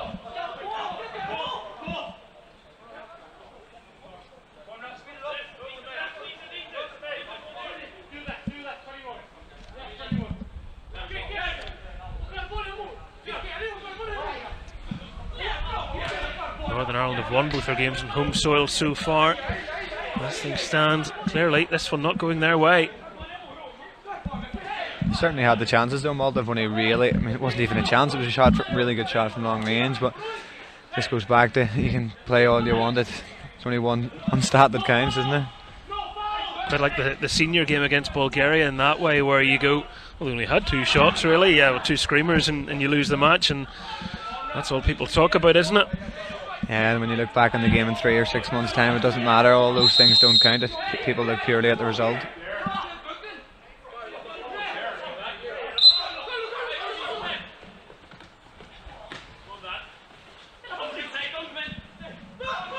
That was neatly played. Without question, Carboni took that one out. Cousin Dawson getting the through to Balmer, and now Galbraith. I'm not sure if you can see it so much in the camera, but certainly from our position, it's Malta are defending so narrow. Galbraith now across, offering defensive duties as Hughes keeps his eyes on that one. Rainy old night here at Mourneview Park, Northern Ireland, trying to overturn this goal deficit. Good give and go. Lane was clipped there. Bradley Skiveris with the foul.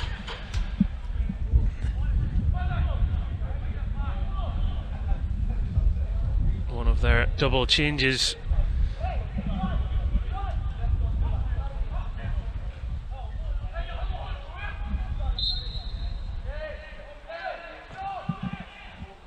In by Galbraith, flicked on and partially cleared. Oisin Smith will be able to float this one back in for Northern Ireland, and it's in the end going to drop kindly for Cian Formosa.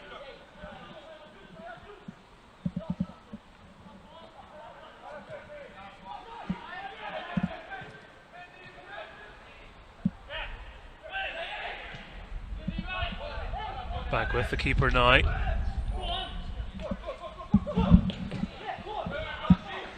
Yeah, the Northern Ireland were getting so much joy in the first half from winning the ball off Malta, trying to overplay in that final third, and with the man down, I think particularly the Malta left back, Andreas Vilas, is always free, and every time Northern Ireland try to press, it's almost just like all their hard work's outdone by Vilas being free, and they're always able to get out, and they're not creating the same chances they were getting in the first half. Well, the flick didn't work out from there as Smith gets it to McCalmont. Cousin Dawson.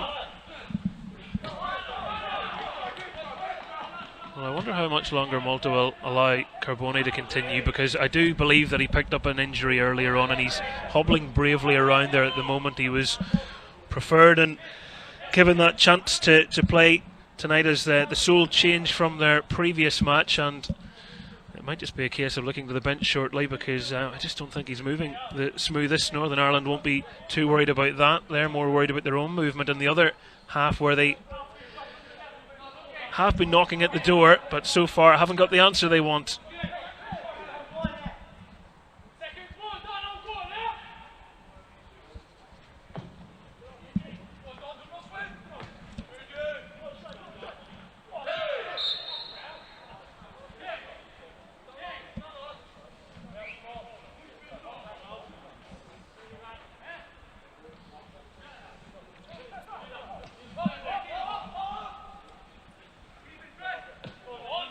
You would imagine Gilbert Adjus, the Malta manager, will be very happy with how his players have gone about this. Adjus, who is the third most capped Maltese player in the nation's history, 120 caps during his playing days, 3 times Maltese Player of the Year as well for his club side Valletta. Grew up, played for his hometown team, went on to be their assistant manager, even a caretaker manager, and now working with the under-21s. Quite a story and a career in his own right. Yeah, absolutely. You've done your research anyway. You sound surprised. Cousin Dawson was caught as he turned there. And, well, in case you didn't pick up the audible, he shouted, "He kicked me." And the referee said throw in. Northern Ireland are going to make a change in a moment. Might well be a double change. I can see Ryan Wade getting ready. And Caelan Boyd-Munce is maybe the other one. The 2 players that dropped to the bench for this game are coming on, and I wonder, will it be for the 2 players that played ahead of them? Well, perhaps not, because Oisin Smith's number is up. So Oisin Smith coming off, and Caelan Boyd-Munce will be introduced. So the Birmingham City midfielder, box-to-box player, is on. John McGovern of Newry City is coming on, as is Ryan Wade.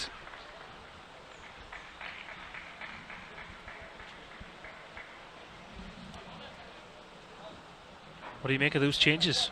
Yeah, it's quite interesting. I mean, it's another good opportunity to see John McGovern, who's obviously doing very well for Newry City, and it's great to see him playing. And Ryan Wade, who probably would have been disappointed not to play the other night, is somebody that looked very dangerous, so a good player to bring on. But I'm still not sure it resolves. Where I think when I'm watching the game from up here in the position we were seeing, I think Malta are playing really narrow and making it really tough for Northern Ireland to play through. And Northern Ireland have so many players playing through the middle, and I think even with the subs they've made are still look to be playing a similar formation. But I think really to get joy in this game, it'll be to maybe try and play wingers high and wide to actually force Malta to open up a little bit and maybe create more gaps in the middle for the likes of Taylor. But we'll see how it pans out. So a treble change, big roll of the dice. Time running out.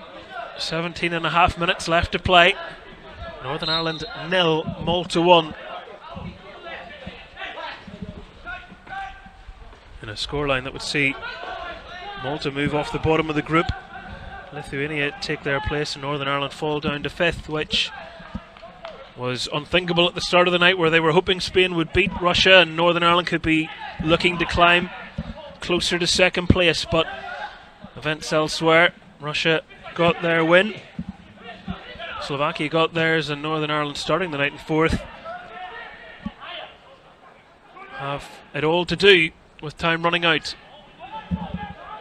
There's a good example of it when Caelan Boyd picks the ball up in a sort of left back position. There's no left winger for him to find, and the Malta player forces him down that wing. All he can do is sort of hoof one up the line, and when you're playing for that, it's difficult to create anything or sort of have any sort of proper sustained attacks.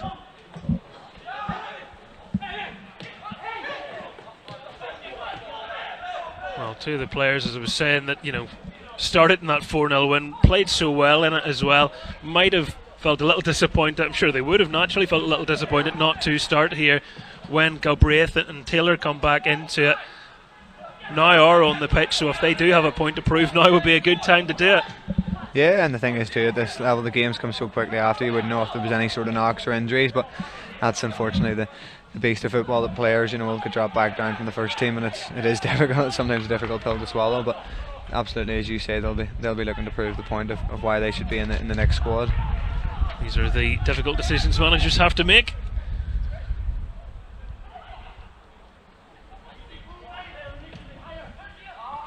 Good ball through the lines. Taylor couldn't pivot away there. Carboni was caught betwixt and between who to challenge. Kind of slid through them both, catching neither, thankfully. Galbraith. Boyd Mons.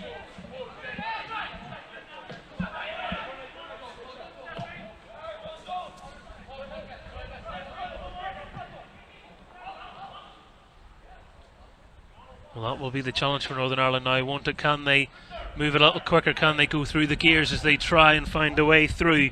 Ryan Wade pulling it back into a wide area with a cross. Comes in, but there was no way Dale Taylor was going to meet that.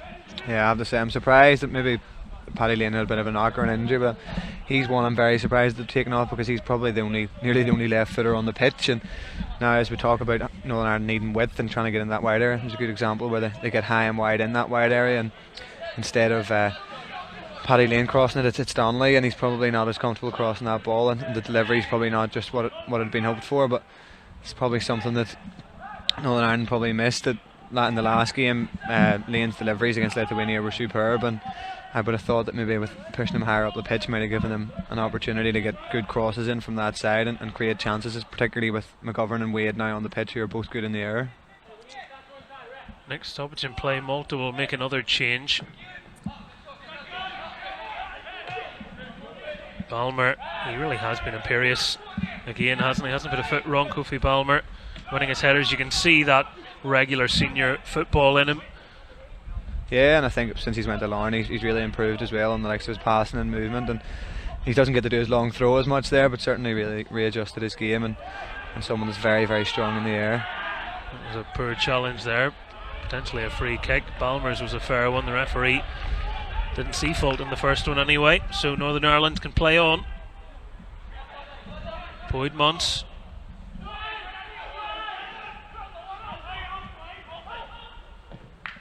Forced the check back, and it's Cousin Dawson. Boyd Mons. That wasn't what he was trying to do. I think he could have guessed that. It just feels like Northern Ireland, but they're so narrow, they're trying to force passes through the middle, and it's not really on. What about that for work rate from John McGovern? He was not letting that one go unchallenged. And Carboni will be coming off now. Substitution for Malta. On in his place will be Andrea Zamet. Certainly not in any rush to come off the pitch anyway.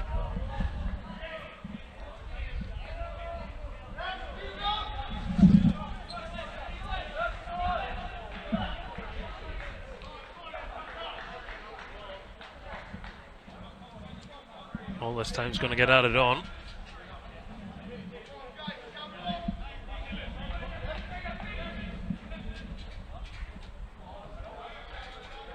He obviously doesn't realise that I haven't got home to get my dinner yet. I came straight from training, so if you could speed things up a bit, that'd be great. I thought that was the fans grumbling. Is that your stomach? Little touch not turning round the corner as intended. Ball dispossessed, and it's a dipper, which took a deflection and is behind for the corner kick.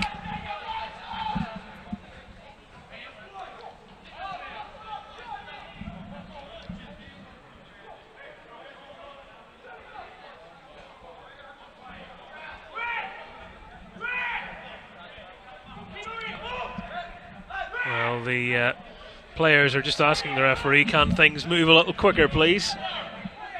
Don't think it's the same reason as Bobby, but it's still a fair point. Well nutritioned are international stars, but it's something that you wonder, how can it continue to happen throughout the course of a match without really any repercussion? One player was booked for time wasting. That was 20 minutes ago, and we're in a position where players are still time wasting and nothing's really been done about it. It's still happening. I mean, I don't like to be too critical of referees because I know how difficult the job it can be, but I mean, sending off was absolutely mystifying. How Paul O'Neill didn't get a penalty was another dubious decision, but the little fouls and some of the time wasting and going down has just been really astounding, really. If the referee doesn't nip it in the bud early, then it can just really get out of hand very quickly, and I think he probably needs to start taking the cards out, otherwise it'll really start going. I know it's a difficult job and appreciate that, but I would love to be a fly on the wall of the referee's assessor later on. Imagine a few people will be paying a visit.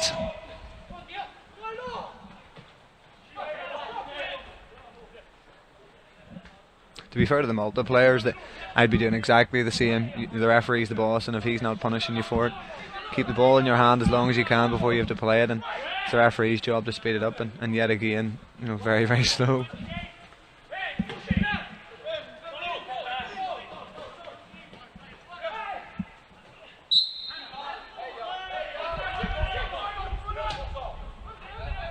Ten minutes to go. Big 10 minutes for Northern Ireland. This could be a damaging defeat.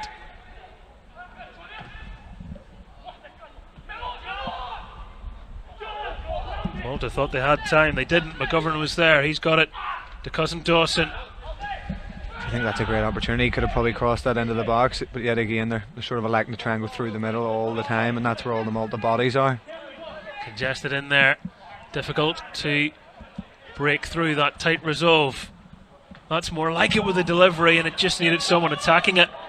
Yeah, that's it, exactly. I can't remember one time when in this game where Malta have defended across really well, and the delivery's right. I mean, Keelan Boyd on the left side is a superb left foot, and great ball in, and the Malta defenders completely miss it, but that's where you're sort of looking at the Northern Ireland forwards and wondering, with the three strikers that are sort of on the pitch now, where they are in that situation. Crying out for an old-fashioned centre forward there, aren't you? That sort of ball in. Go and meet it. Nice big ugly header. So it'll not be long before Kofi Balmer heads up that way and might try and get his head on some of them. Kofi Balmer, who remember had a header cleared off the line earlier in this game. Ethan Galbraith at risk of making me dizzy with all those turns, let alone the Maltese midfield. Boyd Munce. Just another example. He gets totally left isolated in the wide area, and he's not naturally a dribbler of the ball. He's sort of centre midfield player, sort of playing it, I think, left back, left wing back, and probably just looking forward in front of him for what would be a left winger to bounce off or try and work a 1-2 or an overlap with, and really it makes it easier for the Malta players to just show the player the line and say try and beat me, and it just hasn't really worked out for Northern Ireland in this second half.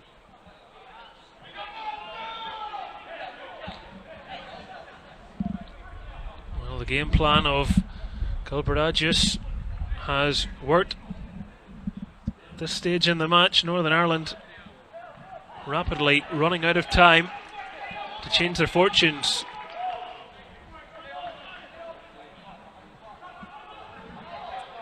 John Schofield has made 3 changes. Whether he thinks any more will make a difference, we will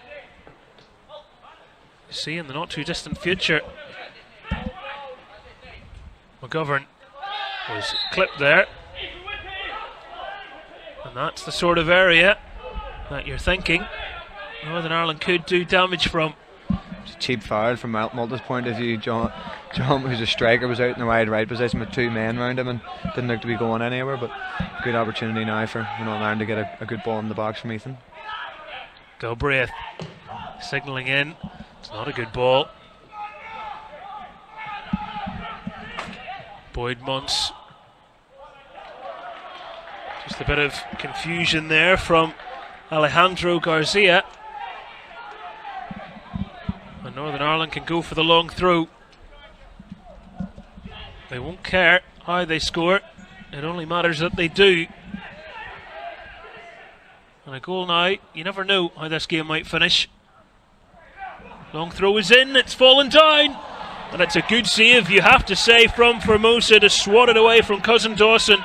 Another huge chance for Northern Ireland, and it just looked like they were quite static. It was a superb throw in from Kofi Balmer, and somebody's got to judge that, and the ball should never bounce in the boxes. As it comes in there, somebody's got to try and judge it and win the header, and to be fair to Cousin Dawson, he does everything right from there, and and another great save. But Northern Ireland certainly knocking on the door, but I'm sure they'll be feeling that even a draw is not enough tonight.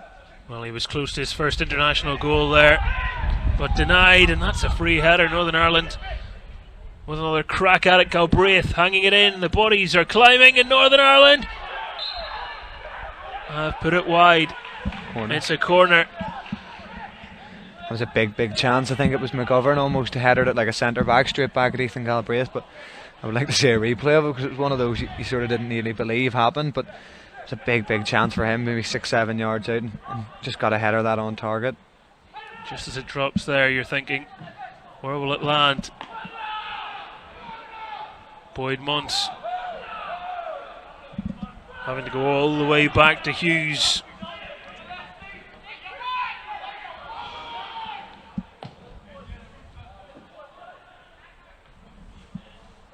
Well helped on. Taylor's presence assisting in getting the young men in green forward as McCalmont wins the corner. Certainly the set pieces look to be their best route back into scoring. Malta hoping that they can hang on. Northern Ireland have numbers in the middle. Balmer.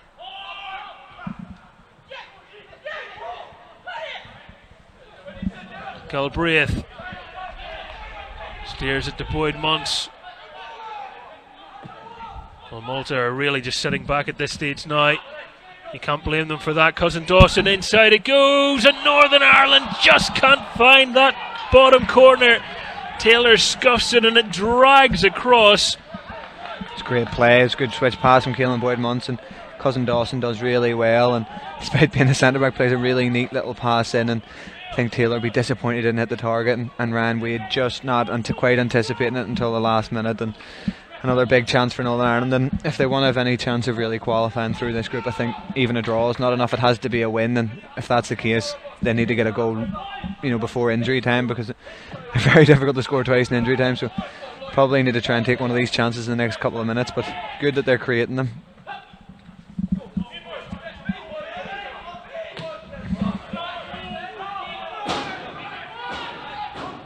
Sort of game you have to see to believe, really, isn't it? Because I'm sure when you tally up the stats afterwards, as will be presented on the UEFA website, Northern Ireland, you'll look and you go, how have they had that many shots, and how are they the team that's behind? It was a really good goal, take nothing away from that, and they're going to try and add insult to injury here. Malta, Northern Ireland haven't dealt with it yet. McCalmont can get the touch, and Northern Ireland now are able to hook it away.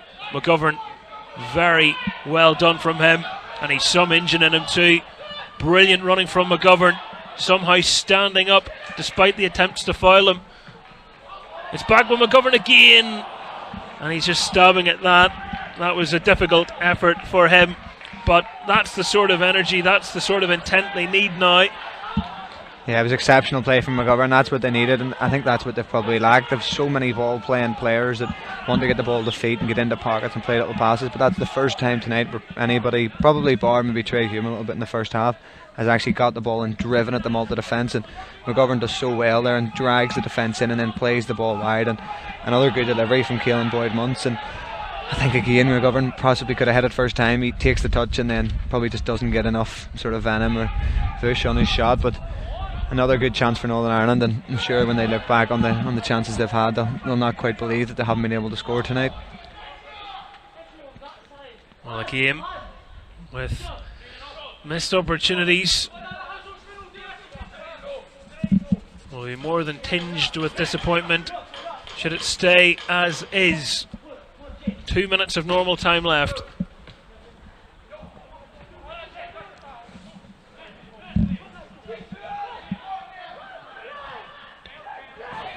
Malta a couple of minutes away from doing the double over Northern Ireland. They're saying that that's onside, and it's 2-0. Andrea Zamet sparks wild celebrations, and the Maltese bench tried to pour onto the pitch now. It's devastating for Northern Ireland. They were throwing the kitchen sink at it and got caught on the counter. Have to say, I mean, watching it live, I thought it was absolutely certainly offside, and looking at that replay, it definitely looks offside to me, and the linesman was in a great position but didn't give the call. And you know, it probably makes the result look worse than it is. But I think from Northern Ireland's point of view, they had to go for it. They had to try and get a goal back to at least get the point, and they were left wide open at the back. But I think that's not something you can be too critical of. You have to go and try and throw the kitchen sink at it, and I suppose they left themselves too vulnerable at the back. And to be fair to Malta, they worked the goal well, and it was a superb finish. But certainly one I'd like to see back one more time, because for me it looked like it was definitely offside.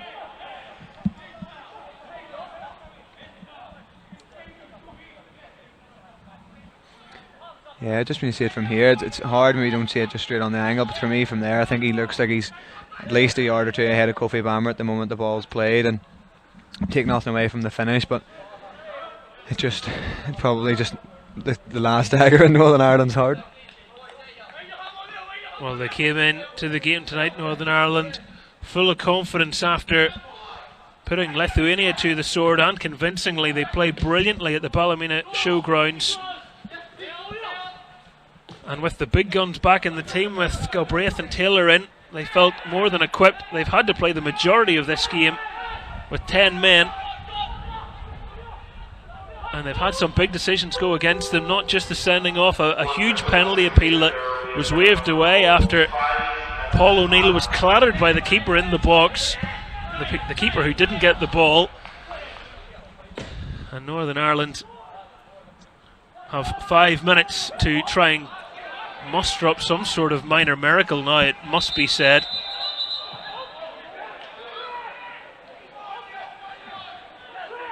What's the referee stopping here for?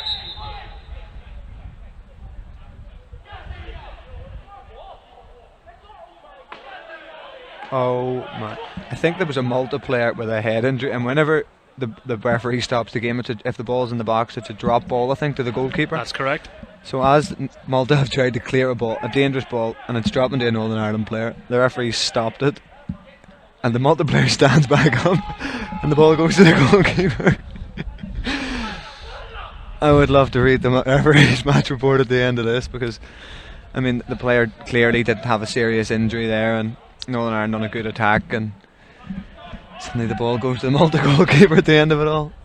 I'm glad you're here to sum it up, Bobby, because well, I'll say no more. McGovern, hugely frustrating night for Northern Ireland. And I think they will look at some of the refereeing decisions that have hurt them tonight, but at the same time they've had more than enough chances themselves to score, and that you always have to look at yourself and see what you could have done better, and they still had plenty to win the match, even with the 10 men and the 2 goals to then be conceded from literally Malta's only 2 chances. It'll be really, really frustrating. Control the controllables.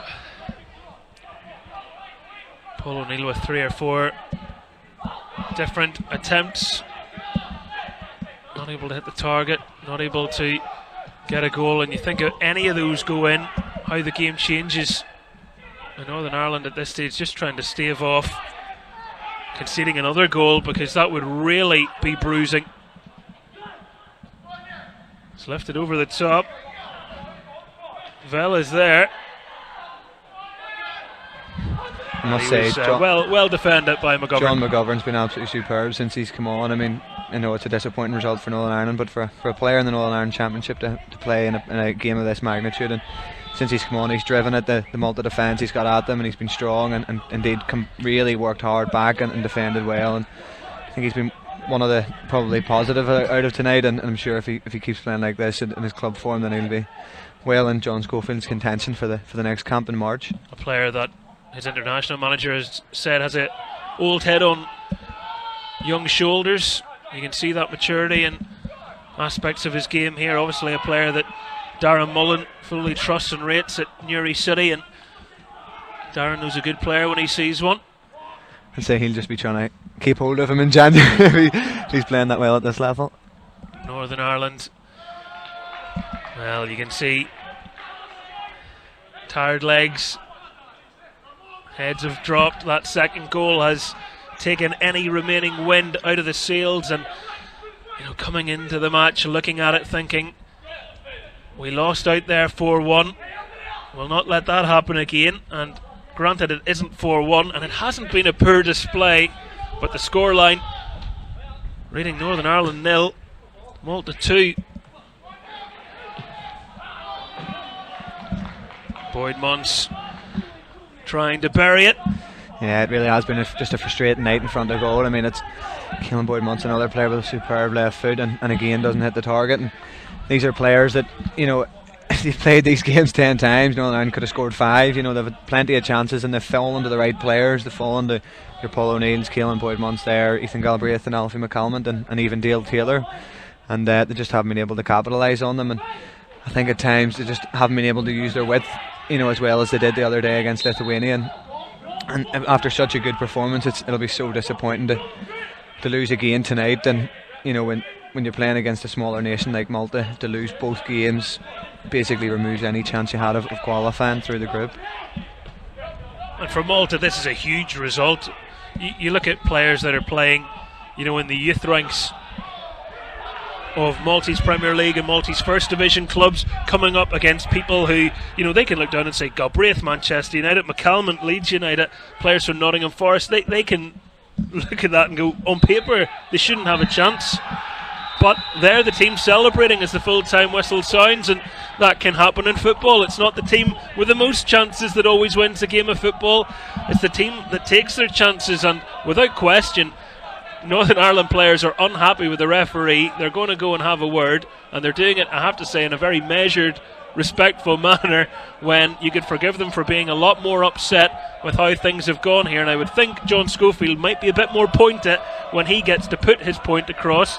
But Northern Ireland beaten here, Bobby Burns. Yeah, it's a really disappointing result for Northern Ireland. I mean, I think the referee made some very poor calls at bad times for Northern Ireland, particularly, you know, the sending off.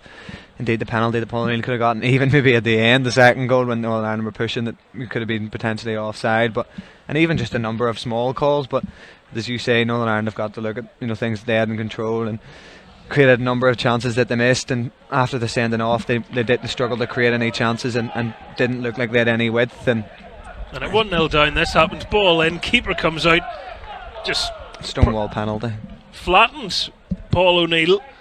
And I mean, I'm struggling to understand how an official looking at that couldn't think that, you know, charging into someone might actually be an offence. If it happens anywhere else in the pitch, there's a whistle, and there was a whistle for a lot less tonight, but somehow in the box it wasn't.